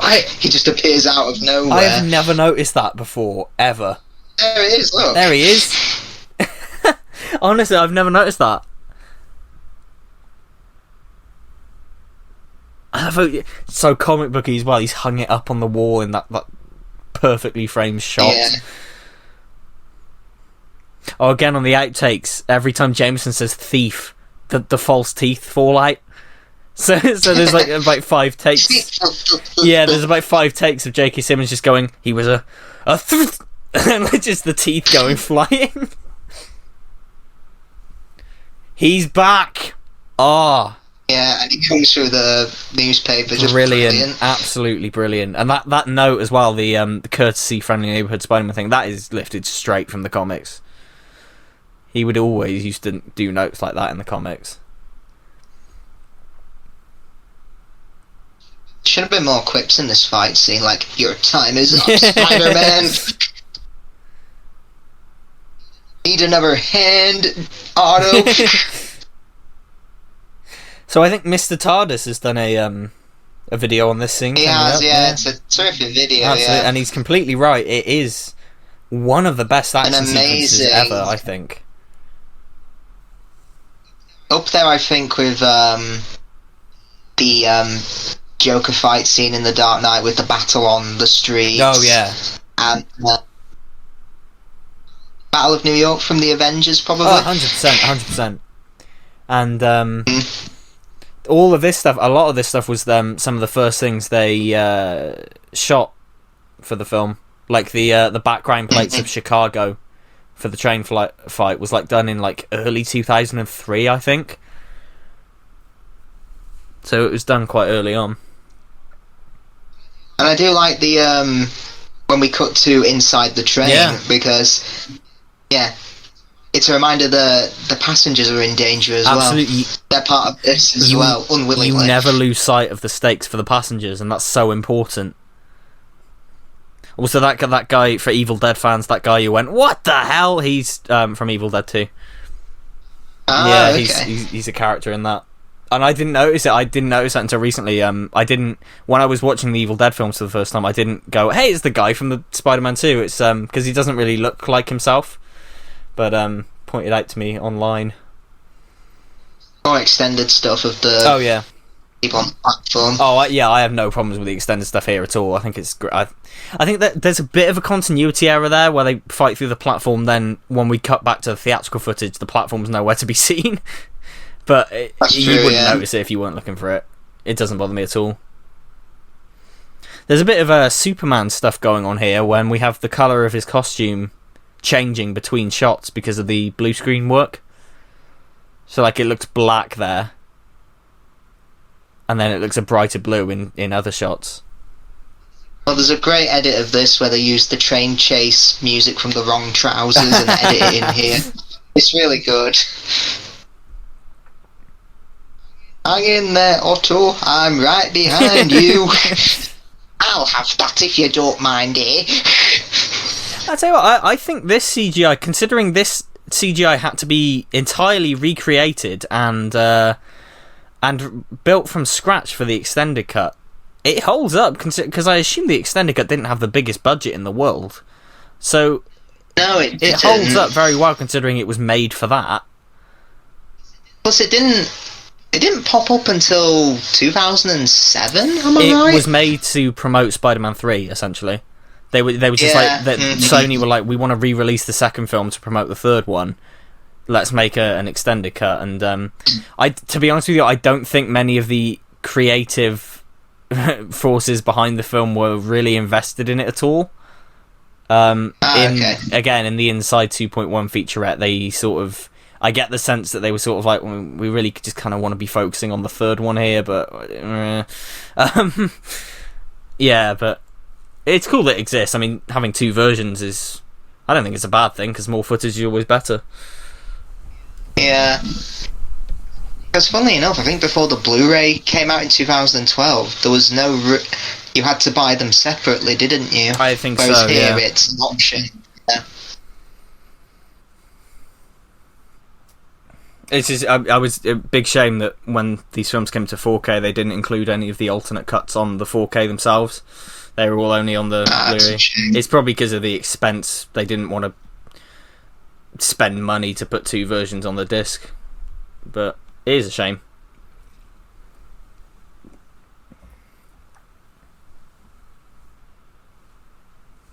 Oh, damn Raimi and his fancy camera work.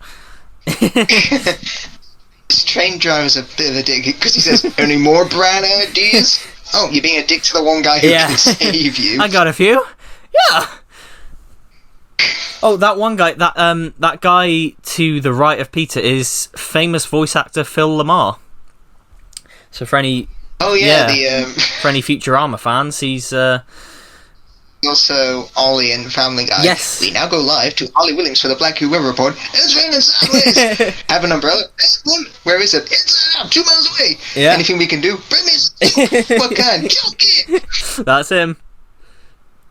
Everybody looks like it. And also the guy to the left. Big old kitty. And also the guy to the left of Peter is the fire chief from the first one. Ah, I thought so, yeah. Might not recognise him because he's not got shit all over his face in this one. Yeah. Yeah, you're right. That the train driver is the hype man. He's like, oh, watch out.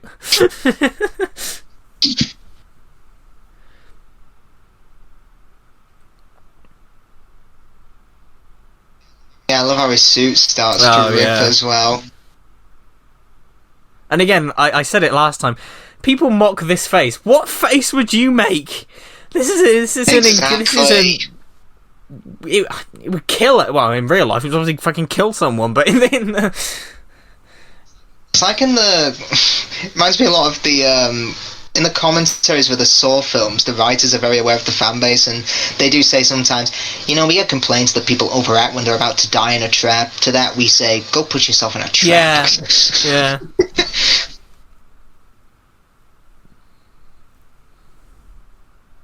Again, Incredibles came out a few months after this, so yeah, and it includes a scene where the hero has to stop a runaway train. 2004 was a great year for films. Yeah. Brad Bird did say, funnily enough, when promoting the second Incredibles, he was asked, what challenges did you have when making this new film with how different superhero films are now? He said, well, it was a different time back then. We had only X-Men, Spider-Man, Batman was just starting to come out of his nipple phase. But Brad Bird, I think, would be perfect to direct a Superman movie. I think so. I'd love him to do that. Heck, the Iron Giant pretends to be Superman. Oh, the Iron Giant is the best Superman film that we've never got. Yeah. By the way, Zack Snyder, this is how you do Jesus imagery. Oh, yeah. Subtly. And that line as well, he's just a kid, no older than my son.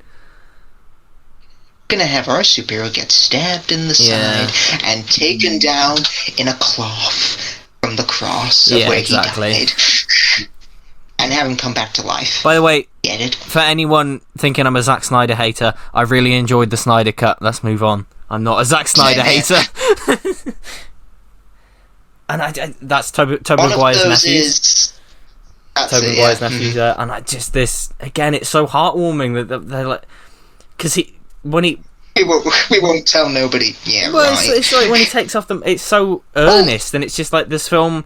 This film believes in the good of humanity. It sounds like a very cheesy thing to say, but it's very earnest that it's just like it believes people are good at heart. And like when he realizes that he's not got his mask on, he looks terrified. He's like, what's going to happen now? Yeah. And then the guy comes down. He's just like, it's all right. And it's just like the chocolate cake scene. It's just a reminder to him that for all the shit people have put him through in this film, people can be good at heart. Yeah. You want to get to him, you got to go through me. Don't forget me. Huh? I like the guy who comes up front and just sort of looks him up and down. It's just very well. And fair play to the citizens. That one guy is still holding on to him. I love how they stand up to him, and I do like how that kid who said, "We won't tell nobody." Yeah, right. Yeah.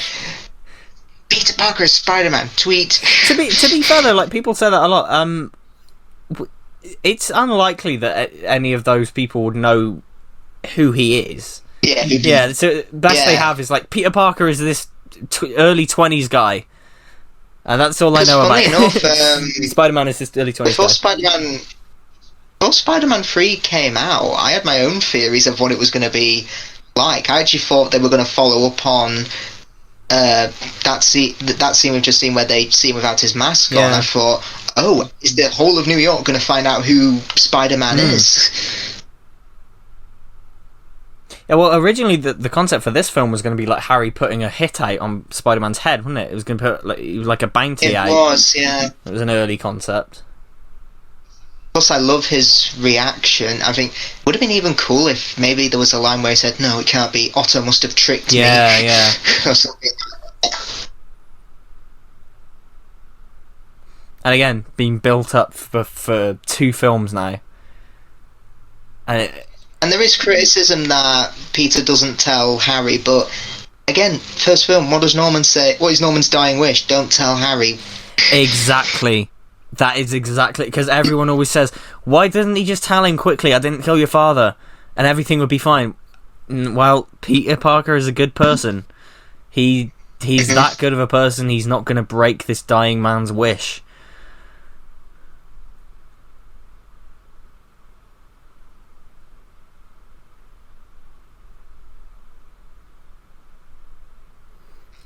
Here's my idea for a third film. Have Doc Ock survive, teams up with Harry for the third film, they form the Sinister Six. Yeah, there you go. To take down Spider-Man once and for all. And I know I've criticised Spider-Man 3 for being overstuffed, but the thing is, a lot of Spider-Man's villains, they're just average thugs who got these superpowers, so they don't need a lot of depth. I mean, my prime example for this is the Rhino. He's literally just a dumb Russian thug who, when he becomes the Rhino, he just charges about like a maniac. Have you ever seen the 60s cartoon episodes with the Rhino? They're fucking hilarious. Because the charging animation for the Rhino is so goofy. And it's just this squashed head in a rhino costume. And it's just like Spider-Man's like, walloping web snappers. It looks like a rhino. It's so funny. And it's so... Because they have... I think they have a couple of Rhino episodes where it's the same plot because they were recycling the animation because they didn't have enough money to make any new episodes. So in 2 separate episodes, Rhino is looking for a golden statue of himself. It's the same plot twice.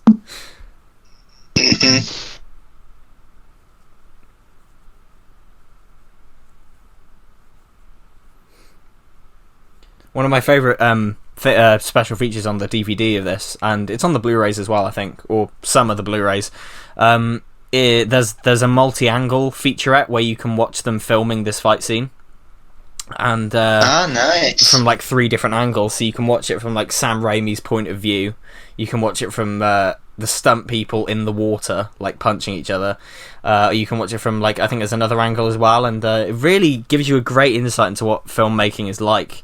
Because a lot of it is just kind of sitting around and trying it again and again and again, because the tentacles keep like falling back into the water in the wrong way and stuff, and it's just it's a fascinating featurette, absolutely fascinating.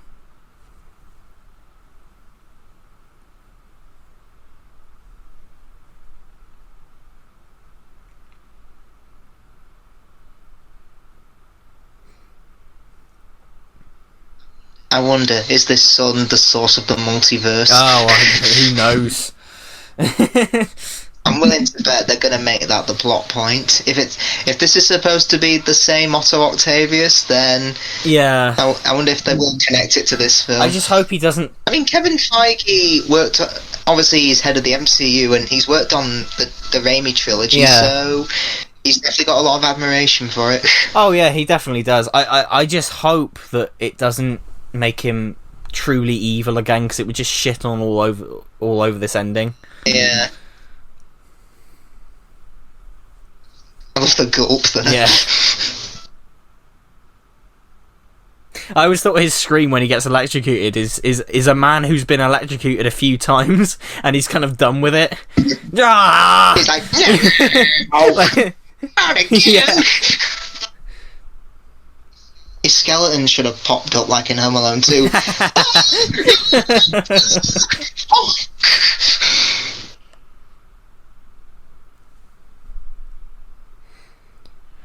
And it's amazing that... Just realised I was just going to say, they ripped off the ending of Daleks Invasion Earth 2150 AD. Essentially. Where... You've not seen it. I haven't, but I know of the ending. Where the Daleks just get sucked into the core for some reason. I've not seen it in full, but I know of the ending. Yeah.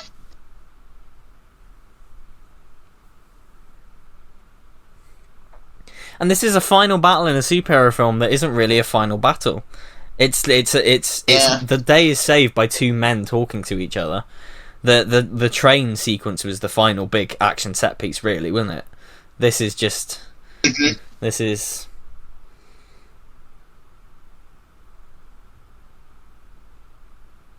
And again, Otto Octavius dies thinking that... Well, he dies and everyone thinks he's the monster that nearly killed New York, when really... No, yeah, he was the hero that saved New York.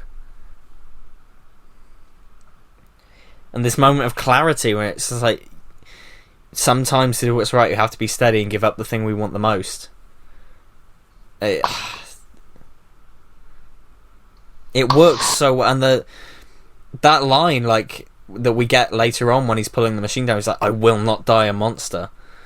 That's stuck with me for years, because it's such a powerful note to end that character on. That's how No Way Home's going to open. I will not die a monster. Freeze. I have to go now. My planet needs me. Wow, Dr. Octopus came from another planet? But yeah, like all the exterior shots of the I don't know, what is it, like an abandoned harbour, boathouse? I don't know. But all the exterior shots are miniatures and models, and again, there's... Funnily enough, that was a play set that came out in 2004. Was it? Doc Ock's Lair. Oh, cool. It was, yeah. Cool. Mm-hmm. That would be cool, actually. I remember as a kid, one of my favourite ever toys, like I remember my parents took me to Toys R Us, and they were like, you can buy one really expensive thing and that's it for the day, and I just thought it was in Candyland, and I bought the construction site playset from Spider-Man 3, and it came with like three figures, and it was just this giant construction thing. I still have the figures, but I fear that the construction site thing's sort of been lost to time. But as a kid, it was just like, oh my god, this is incredible. And this moment gives me goosebumps every single time when she sees him. Mm-hmm. And the music is just like, I think Oliver Harper's talked about it before. It's like when he first saw this, it was like everyone in the whole cinema was just, there was this like this influx of breath. Yeah, a little bit ruined by that. A little bit ruined by that. When Electro shoots it from his mouth onto Spider-Man, oh God, yeah. When he just his face edited, so we're like going. And again, so earnest and dorky there when it's like, hi, this is really heavy. Yeah.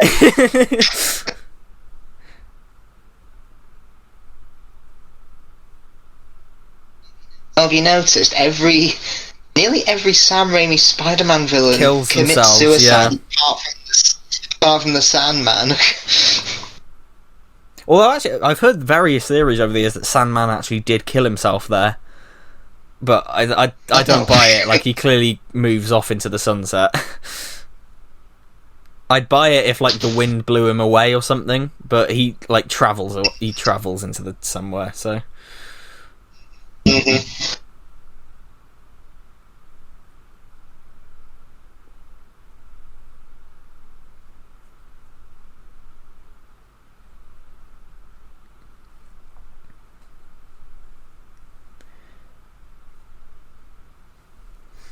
Now, I will say, again, it's minor nitpicks, but what is he swinging off when they both leave? There's nothing to swing off of.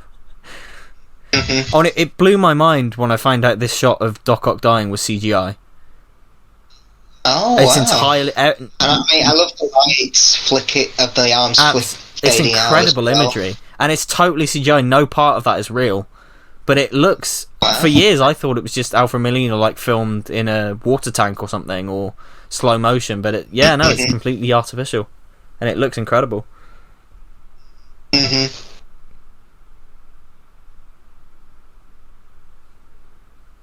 I think the track on the soundtrack for this is just called A Really Big Web. It's true, it's accurate.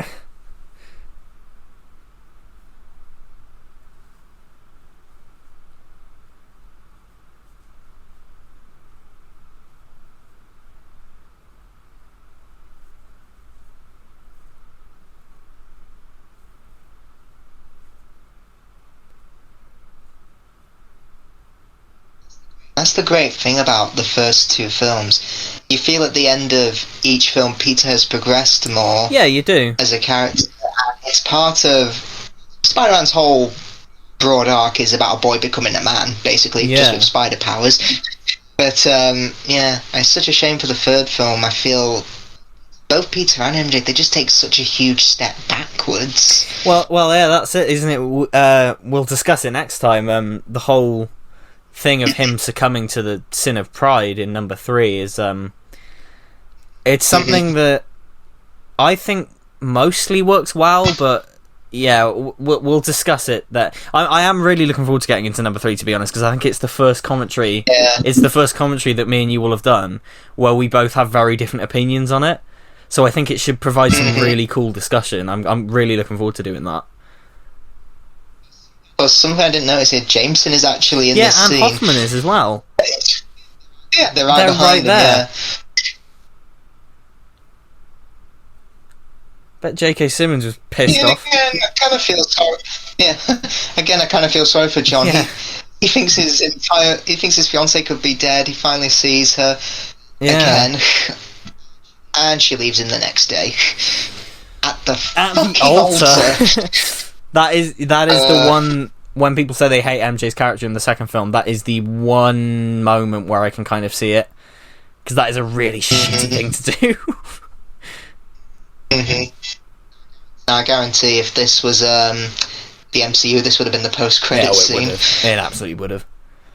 I love this scene though. Like I could not imagine. Can you imagine being in a cinema in 2004 and seeing this and just being like, oh, what's going to happen in number 3? You know, like what's going to happen next? It's a perfect setup. Again, also, I like the Dutch angles to kind of suggest that this is all in his head. Same.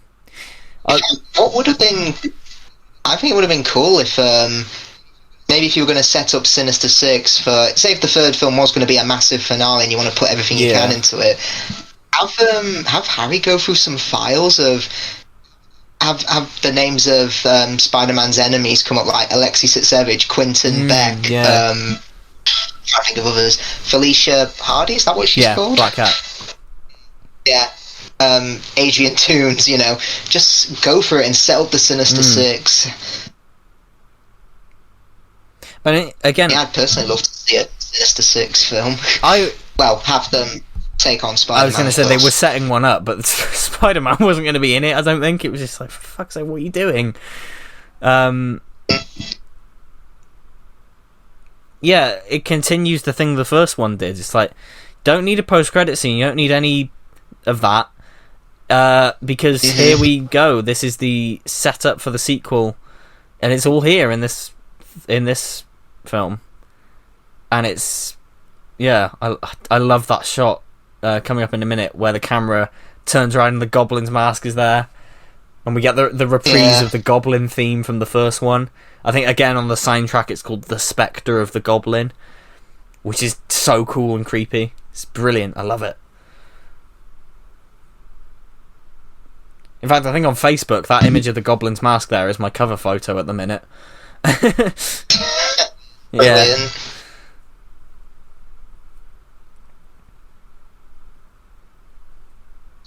Sweet, my dad left me some lime vodka shots. I just like the music as well. You get the feeling that something's coming. Like this is just setting up. Oh, it's so brilliant. It's just the glider and perfectly sets him up as a villain. Absolutely.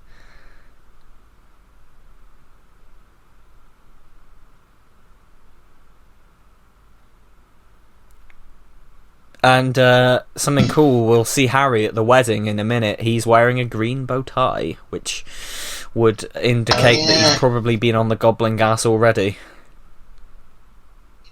Yeah, but we see him take a dose in the third film, don't Yeah, we? That's what I mean. It probably implies that he sort of takes regular doses and it's kind of been perfected so that he does... which, I don't know. That part of the beginning of 3 has always been interesting to me because it's never really explained how he managed to not go insane.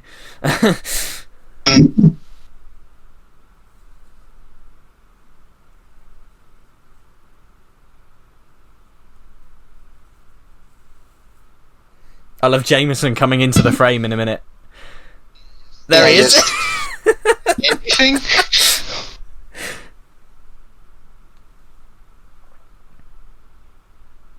Funnily enough, in a minute we get a cameo from the guy who played the Punisher in the Punisher film around this time. Thomas. Oh, what's his name? Jane? Thomas Jane. That's him. That's his name. I only know him from one film, and that's Deep Blue Sea. Oh God. Tell him to open the caviar. Great little final note from Jameson in this film.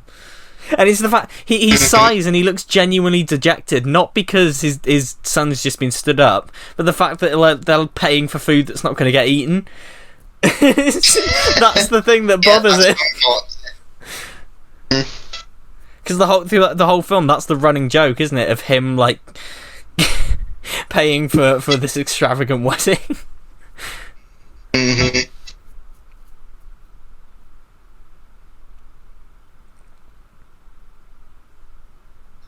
And before Spider-Man Homecoming came out, this was the only Spider-Man film not to end with a funeral. Which is hilarious to me. After a wedding. And it's such an uplifting ending. I'm constantly... It makes you so happy that after all he's been through, he finally gets his happy ending. And he tries to reject it. He tries to say, no, you can't be here. He tries to reject his own happy ending. Yeah.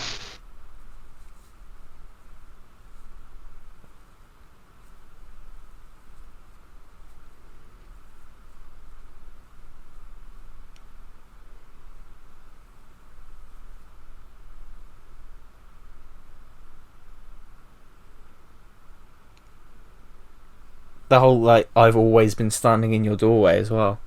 Just, poetic dialogue. Very poetic. Yeah. It's so, like, yeah. And we finally get the whole... They didn't say the line in the first film, but now they're saying, "Go get him, Tiger," which is an iconic MJ line. So I remember the same year this came out, I did get a Spider-Man dressed-up suit. Yeah, I had one that for some reason lit up, and I don't know why. I think the spider on the front lit up, and because of that, the chest was like massively padded. It's just so weird now. Dressing up used to be considered a kid's thing, but now cosplayers. Oh yeah, definitely. Now it's seen as a profession. And the music builds and builds, and then we have the final swing, and it's just... Actually, another nitpick, just before it ends. When, on one of these swings, there's no sound effect for the web coming out, and it's always bothered me. Like, it's when he turns the corner, and it seems like there's a sound effect missing, and it's so minor, but it's just like... But it's still, what a final swing to end on.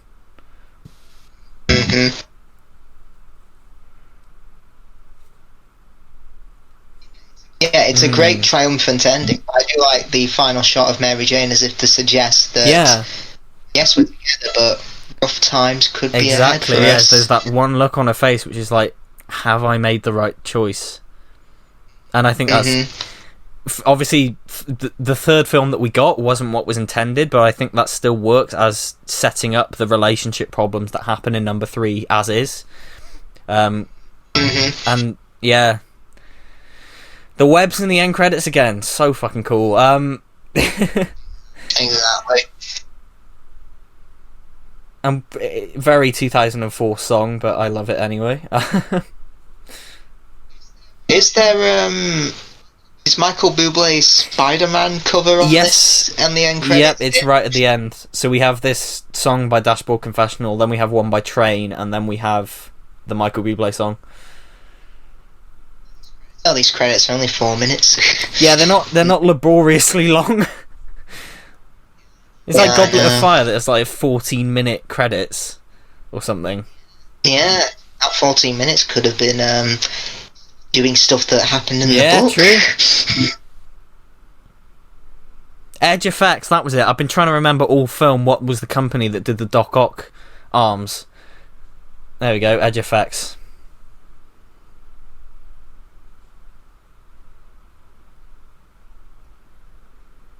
Isn't Joe Pancake in these credits, or is that number 3? Might be this one, might be number 3, I think remember. He's in, yeah, good old Joe Pancake. But yeah, if The Dark Knight is the definitive dark superhero film, I think this and Avengers Assemble are the definitive, and Superman the movie are the definitive light-hearted superhero films that all the family can enjoy. Yeah, absolutely. I mean, while also pushing the boundaries of what superhero films can achieve. Yeah. I mean, I'm not sure I need to say much more than what I've already said on Twitter over the years and in various boring my friends in my real life going on about it. But yeah, it's my it's my favourite film. It probably always, I say it always will be, but it can change. But do you watch this whole trilogy at least once a year? Yes. Oh, absolutely. It's a bit like Christopher Lee with Lord of the Rings. He always read it once a year. Oh, nice. Yeah, well, I do it once a year. Next year, I'll probably, hopefully, if they put these in cinemas, I'll watch them all there. But because I'd love for the 20th anniversary for them to do that. Yeah, I'd like to, because I don't think I saw this film in the cinema, but I have a distinct memory of watching Spider-Man 3 in the cinemas. Okay, interesting. I could have seen the third one in the cinemas, but the trailers scared the shit out of me, so I didn't go and see it in the cinema. But yeah, I've never seen any of them in the cinema, and I just think it would be such an incredible experience. So I would love them to. I really would love them to, but... the annoying thing when I watched 3 for the first time, I went with my family. We went for a meal first, and then rather than wait for just another screening, we just decided to go for the closest one. And unfortunately, nearly all the seats were gone, so we had to sit at the front, which wasn't the best experience, especially with an action film like that. That happened to me recently when the first time I went back to the cinema, when I went to see A Quiet Place Part 2, I'd fucked up on the booking on the app, and I thought I was booking the very back, but I booked the very front. So that was a fun experience. I didn't mind it, to be fair, but yeah, it was quite disorientating. Here's Michael Buble to play us out. It's a great version of the theme, I've got to admit. It is, yeah, I love it. But it's interesting. I'm trying to think. Is Far From Home the only film that doesn't have a version of the Spider-Man 60s theme in it? Or does Amazing Spider-Man have it? I don't know. Amazing Spider-Man 2, he has it as the ringtone on his phone. I don't know, yeah, we'll have to look out for that, but yeah.